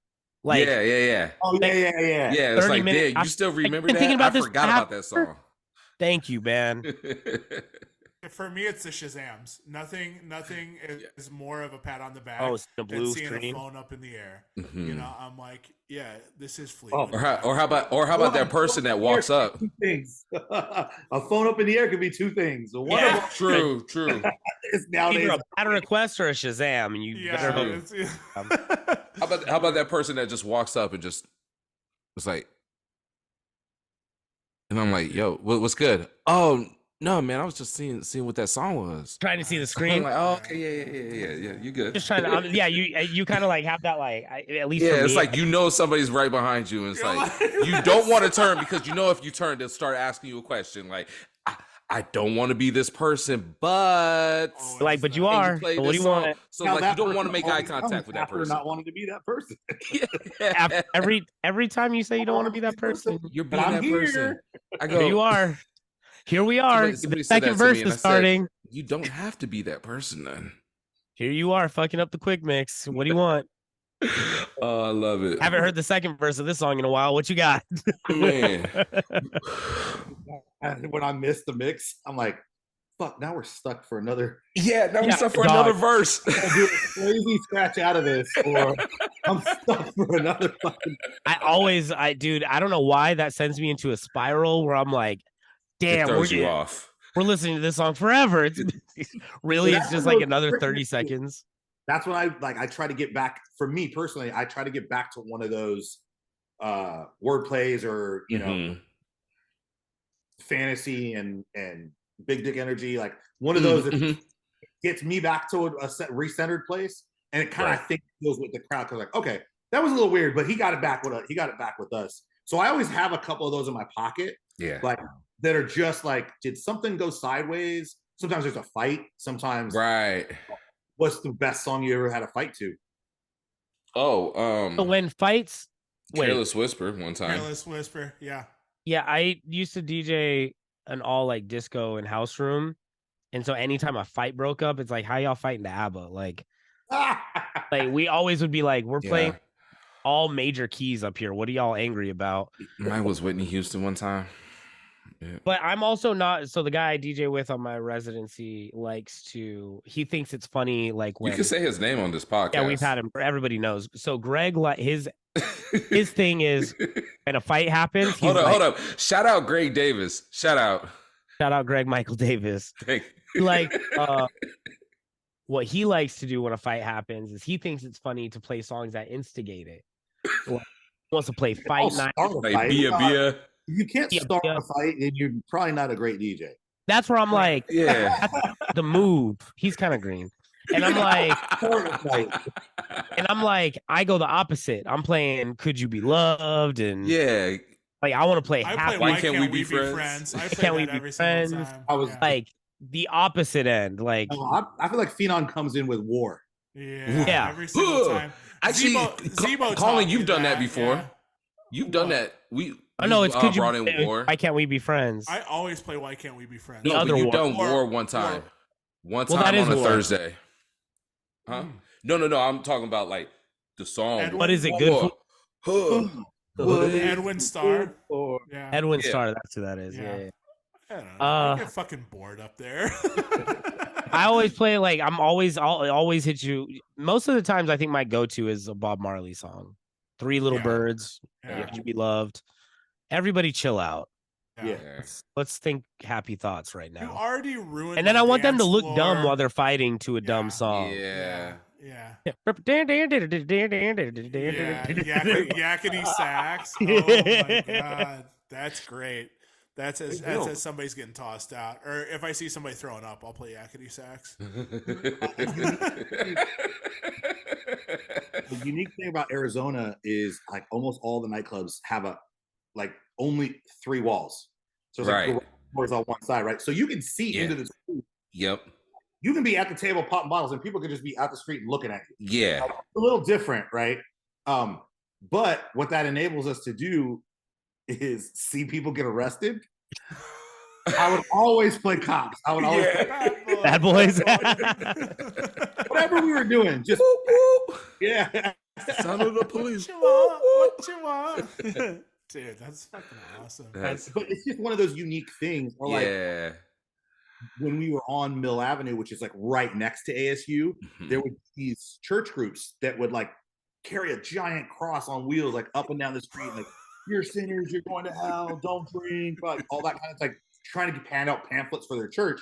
And whenever they would come by, I would literally, because I had the ability to play open format, I would just slam on Highway to Hell. Yeah.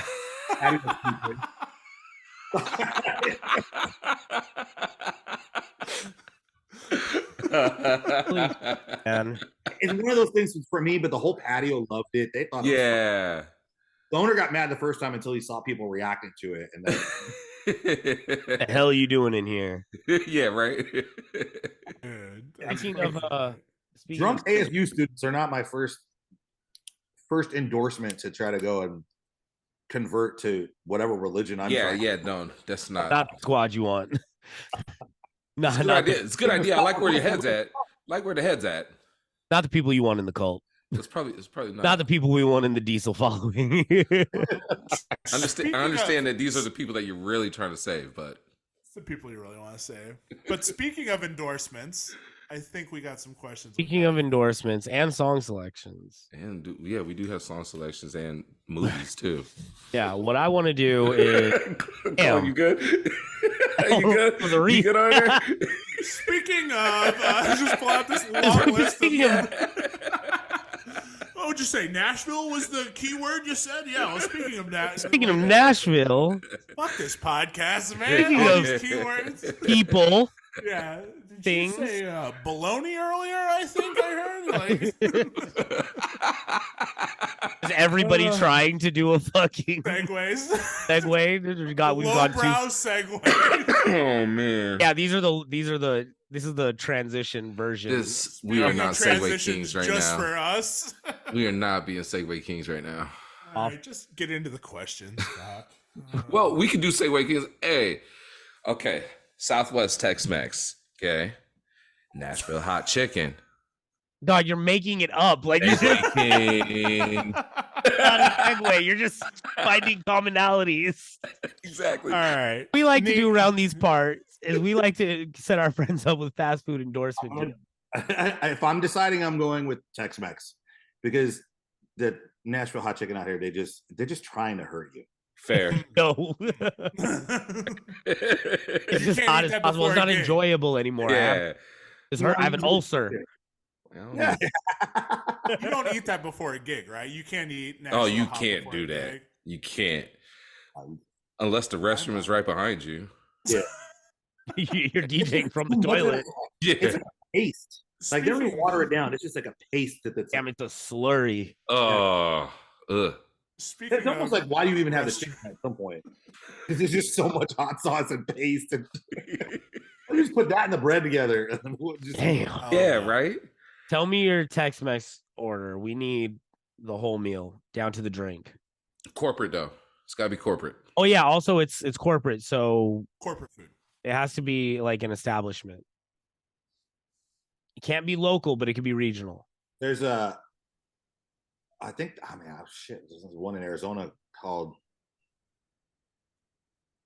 What is it called? Serrano's. Okay. We got like 20 stores. Oh yeah. Yeah.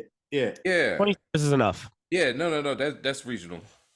And and I don't know if they're more like New Mexico style or like Tex-Mex, but they do have Tex-Mex stuff on there. So I mean, I'm not a big Tex-Mex guy, so like I couldn't even really tell you what I would consider Tex-Mex outside of like maybe fajitas. That's fine. What's your Serrano's order? They have like an amazing like chicken or cheese enchilada. Okay. And they had like spicy beans, chips and salsa at the table all the time. I'm always going with watermelon agua fresca.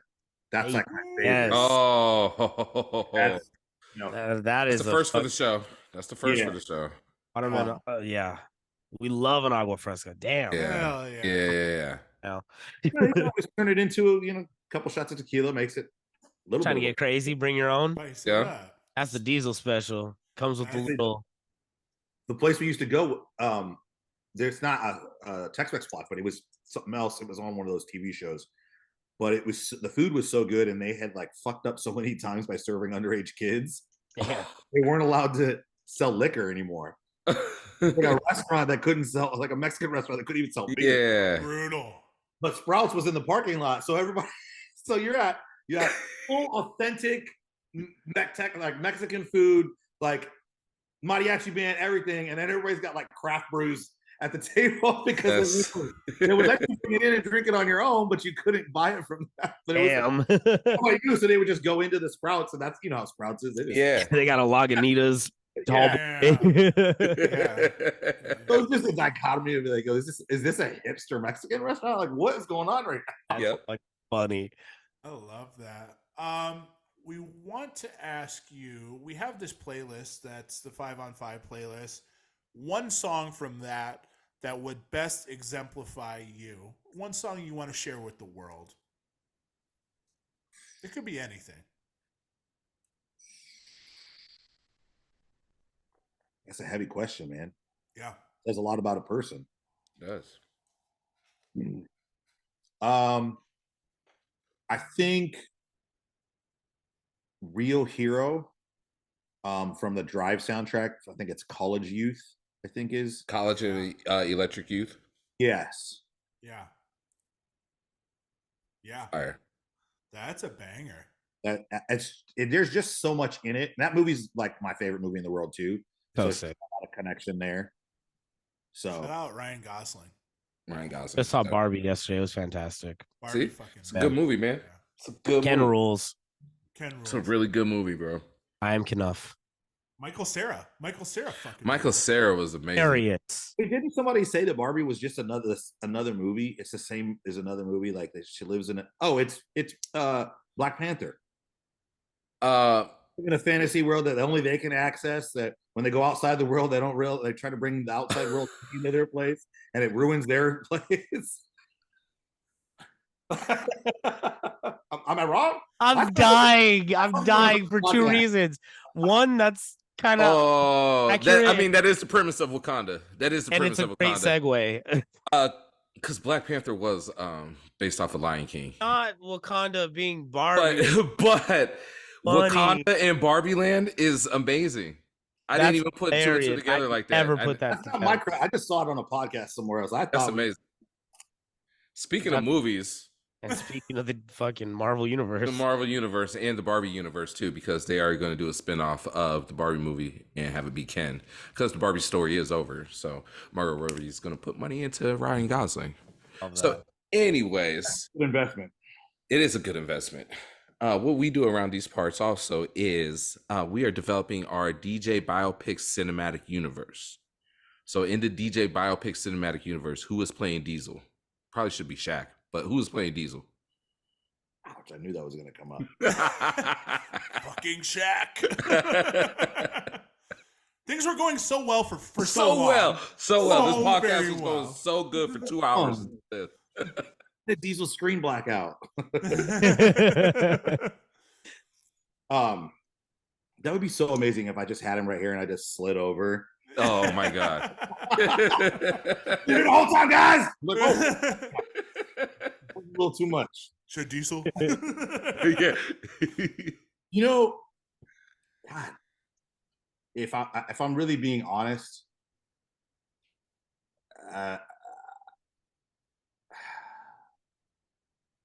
probably Ron Perlman. Oh yes, yes. Ron Perlman was the best Hellboy, by the way. Yeah, he was hands down. Like he was really good. I saw, like, I was a big Sons of Anarchy fan, and I saw how he carried the weight of making bad decisions just as an actor, right? Like he was able to know that he show emotionally that he's just a good actor. I think that showed me outside of his character roles that he really had like the chops to do something on that level and show us a side of him. Granted, it took multiple episodes. Not in a, I think doing it in movies probably a little bit different, but I like him in almost all his movies. He's also in a Marvel movie too. Blade 3. Oh yeah, he is. Yeah. Yeah. I fucking love Ron, bro. Chris Christopherson's actually good, but I just don't think he's right for me. He's not me. Stick with Ron Perlman. You were good with Ron Perlman. Got a good pick. I like that. Yeah. As the casting director for the DJ Biopic Cinematic Universe, I'm sticking with Ron Perlman for you. Speaking of movies, Segue Kings, you are a zombie movie aficionado, and it even says it in your bio. I want you to hit us top 3 zombie movies of all time as of today. Starting with 3. Starting with 3. So, starting with 3 is one that if you didn't watch it, you didn't know it was a zombie movie, and you have to think of zombies in like more of a like there's kind of different ways like how they get created. Is it like a virus? Is it a fungus?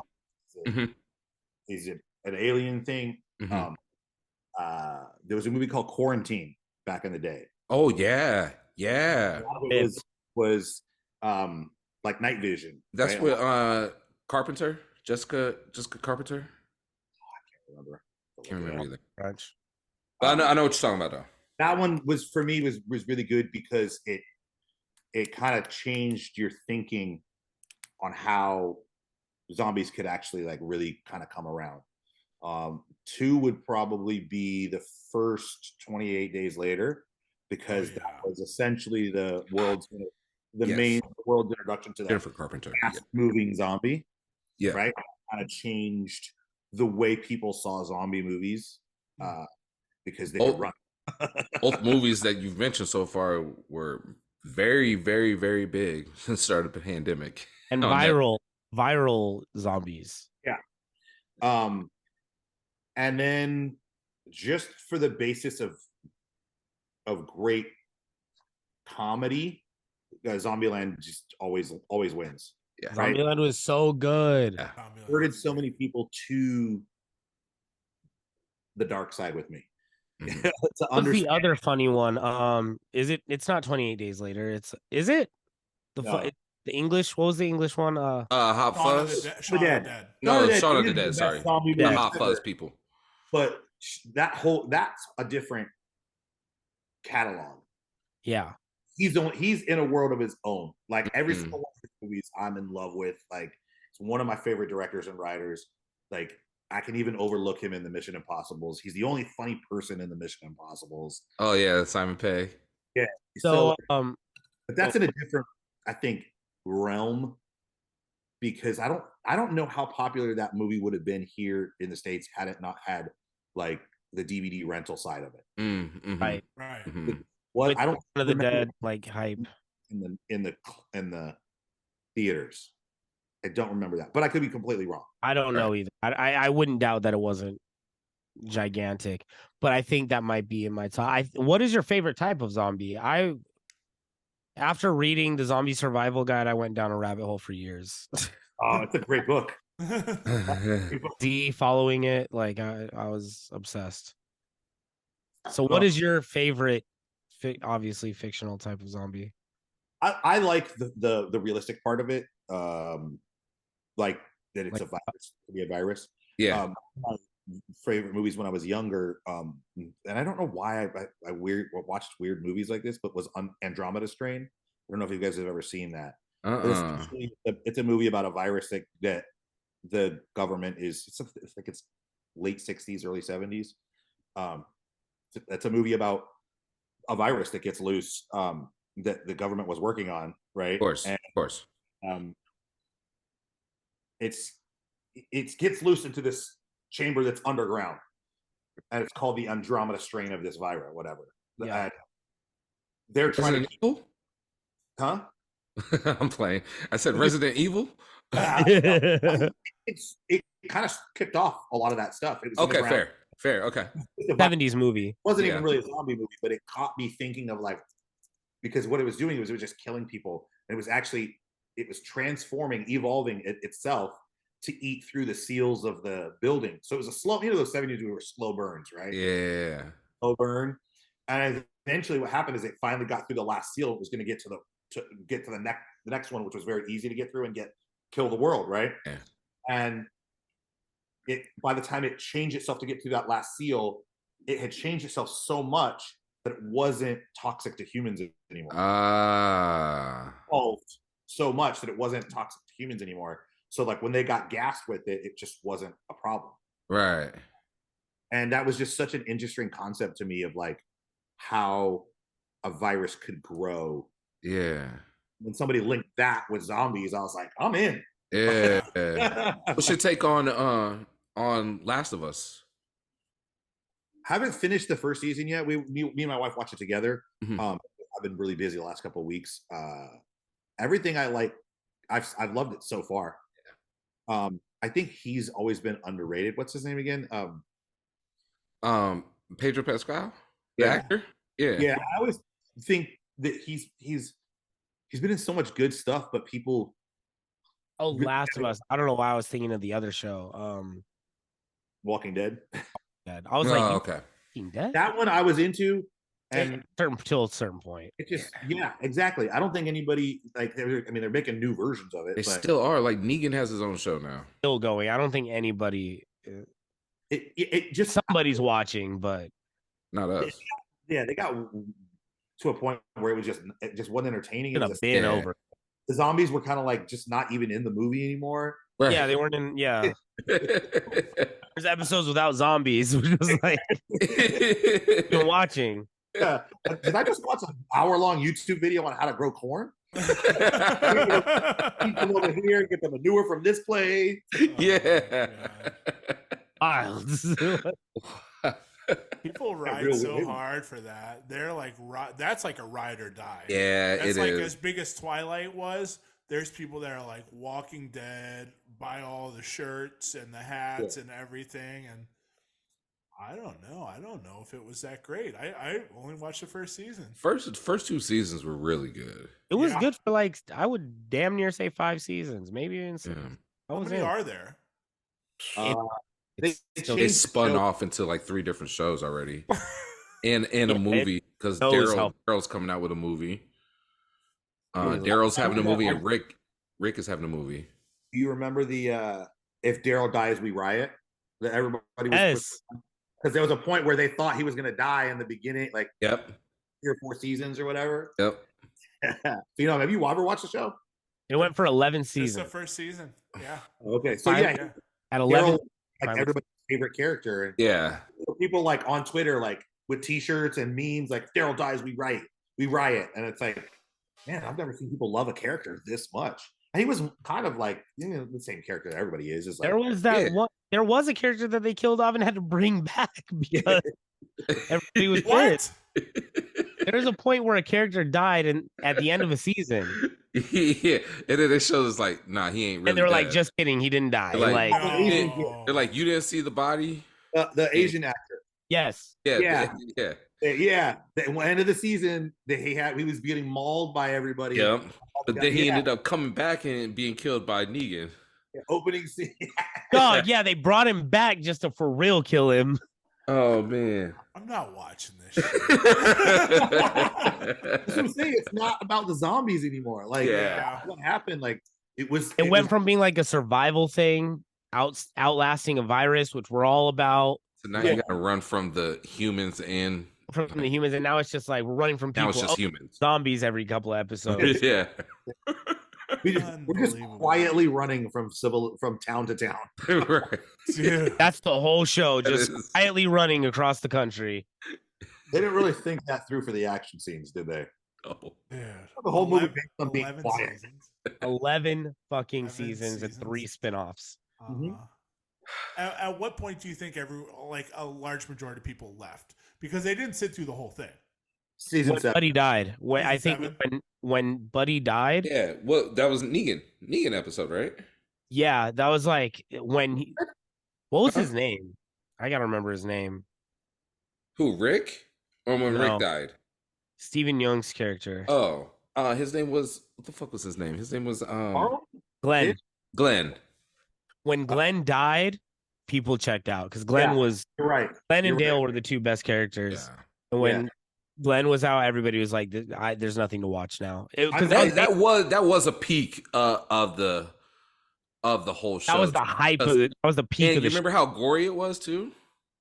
Yeah, there was so many things that I could tell, and it went on for so long that like the original characters were so loved that people were like, they're falling off, and people were like, if this show ends up with no original characters, we're out. Yeah. No, that whole show's from a comic book, right? Mm-hmm. So, like, I think they ran out of material. That's what I was gonna say. They ran out. Yeah, they started doing their own thing, and that's when the show just got. Yeah, I think even the comic book was more about Carl than it was about. Yeah, it was more about Carl and Rick. Yeah, it was their relationship. Like the other characters, but to stay true to the comic book, Glenn did get killed in the comic book. True. Yeah. Exactly. That makes sense. They had to do it, and I think that was kind of the buildup. Are they going to do it? Or are they not going to do it? Are they going to do it? Yeah, it was because they did make sort of like little changes every now and then that were like, yeah. Speaking of zombies, though, they did do a great job on the zombies. Like their makeup department, like, and if you look at season to season, they're so like they show you some of the same zombies. If you have to pay attention to this, like they worse. And they're like 10. It's like 10 years later or whatever, you know. And the zombies, it's nice. It was a fun show, man. It was so good for a while. It was. Yeah, the contest where like you could be a zombie. Yeah. It was such a vibe, man. That was America at its best. That was making me America at its best. That is canceling everybody. No, everything was great. Nobody was getting canceled. We all just loved The Walking Dead. It was like America was at its best. Today, it would be a racist written story. If you killed him today, it would have been like, because he was the only Asian actor on the show. Yeah, we were all just invested in something. Somebody behind the scenes has a problem with so and so, and you're like, all right, who are you gonna cancel? Yeah, we got to know like the actors personally. Like we didn't know none of this shit. We all had cable TV. We were watching AMC every Sunday.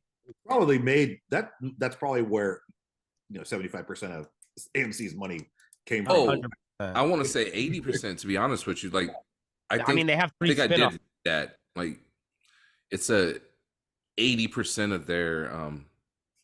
Damn, what a time, dog. That was great. That was a fucking great time for this country. We were all together. Man. It's the last time. That was the last time we were all together. Is it?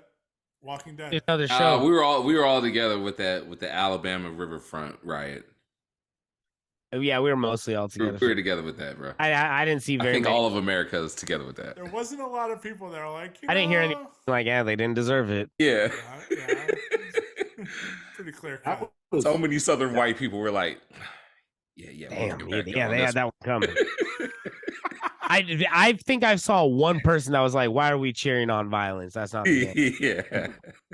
They weren't even wholehearted in that statement. They're like kind of looked around when they said it. They're like, shouldn't be condoning violence of any kind. Everybody's wrong. Shut the fuck up. Everybody. Contrarian ass. You can't put that one back under the covers. No. No. That one, they're gonna be like, God damn it, y'all showed your side. There's a couple of times we come together as a country. The McRib is another one. McRib. A lot of people come together for that McRib, like bro. the McRib, Shamrock Shake. Don't rock, do that. We came together for the Grimace. The Grimace Shake. The world came together for the Grimace Shake, and then it was gone. That came and went. I never got to try it. I was so hell bent on trying to get Neek to try the Grimace Shake that there was no sense of urgency. I think. I just couldn't get with it. I wanted to try. I just couldn't get with it. I was just like, it's purple. Is that even gonna taste like? But you went into it with the mindset that the ice cream machine would already be down, so you don't have to. So I was like, oh, every time I go to McDonald's, it's late. Yeah. So I'm like, that company won a lawsuit against McDonald's. Oh, did they really? Yeah, they won like a class action lawsuit because people will stop buying their icy machines because McDonald's they were the ones that McDonald's had, and everybody assumed they were always broken. Oh, wow. So they won, and they proved that McDonald's had like not all of it, but like they had a lot of people that were just like didn't want to clean. It was too hard to clean. That's what it is. Is after 10 p.m.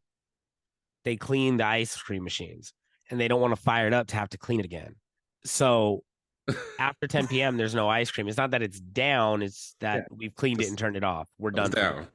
So it's about time that somebody stood up to these. It didn't break. Yeah. It's not broken. These fucking maniacs that refuse to serve ice cream. Yeah, it's powered down. Nonetheless, it's down. Not telling the truth either. The button's down, turn it up. And then that company said, "Hey, y'all keep fucking around. You're fucking up our sales because people think we're making bad machines." Yeah, that was the basis of their argument. Yeah, that's genius. Actually, I like. I got one for you guys. I want to wrap up the podcast, but I want to include this in this sentiment here. This is gonna blow your fucking mind. I went to McDonald's a couple times late at night when I was in Chicago, just on the way home, and stopped in, and the guy says, "Exact change only. We can only do shit, yo. We can only do exact change." Did you round up your prices to whole dollars? Yeah, I said exact change, huh? And he goes, "Well, I can't give you any change." And I was like, okay, cool. So let me talk to the manager and ask them about the exact change. There it is. So I came in the next day during the daytime.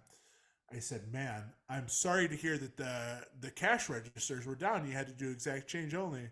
So what do you mean? I said, "What do you mean?" I said, "Oh, it's exact change only at this talent that I'm talking about. Anyone would have been like, "Hey, was your machines down last night?" No. Anybody wouldn't even go back. That's what I'm saying. For him to be like, yeah, to go back is wild. That's sick.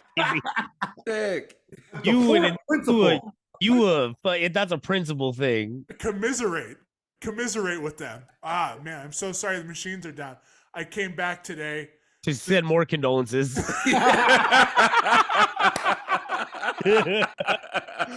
Just wanted to come in personally and let you know I'm on your side. This is horrible, you know. And guy goes, "It's not exact change here." And then the next night I came back. Follow up. I went through a drive-through. I went through a drive-through, and I ordered, and I said, "Exact change only." And he goes, "No, not exact change only." He goes, "We can give you change." Man. You started something. A memo went out. No, you know why, dog? Is because that motherfucker was stealing. Exactly. Yeah. Exactly. He goes, "It's not exact change only." Nothing. He's got a calculator. Yeah. We're keeping Uncle Sam out of this one. What do you want? Two McChicken? No middleman anymore. You don't gotta go through the middleman. Hey, our ice cream machine's up too, but that's gonna be $5 premium. It's ice cream $17 for a McFlurry. What the fuck is going on here? Hey, you wanted it at 7 p.m. We got you. 17, but you can give me 20 if you want.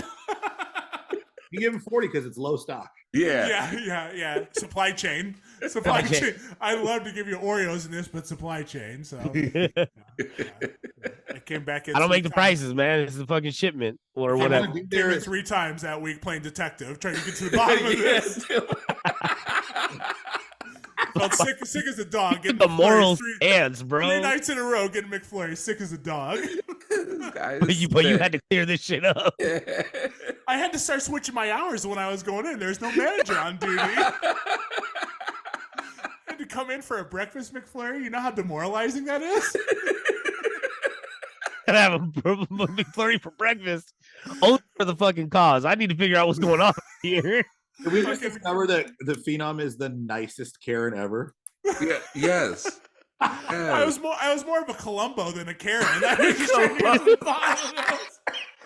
this is a case that needs to be solved.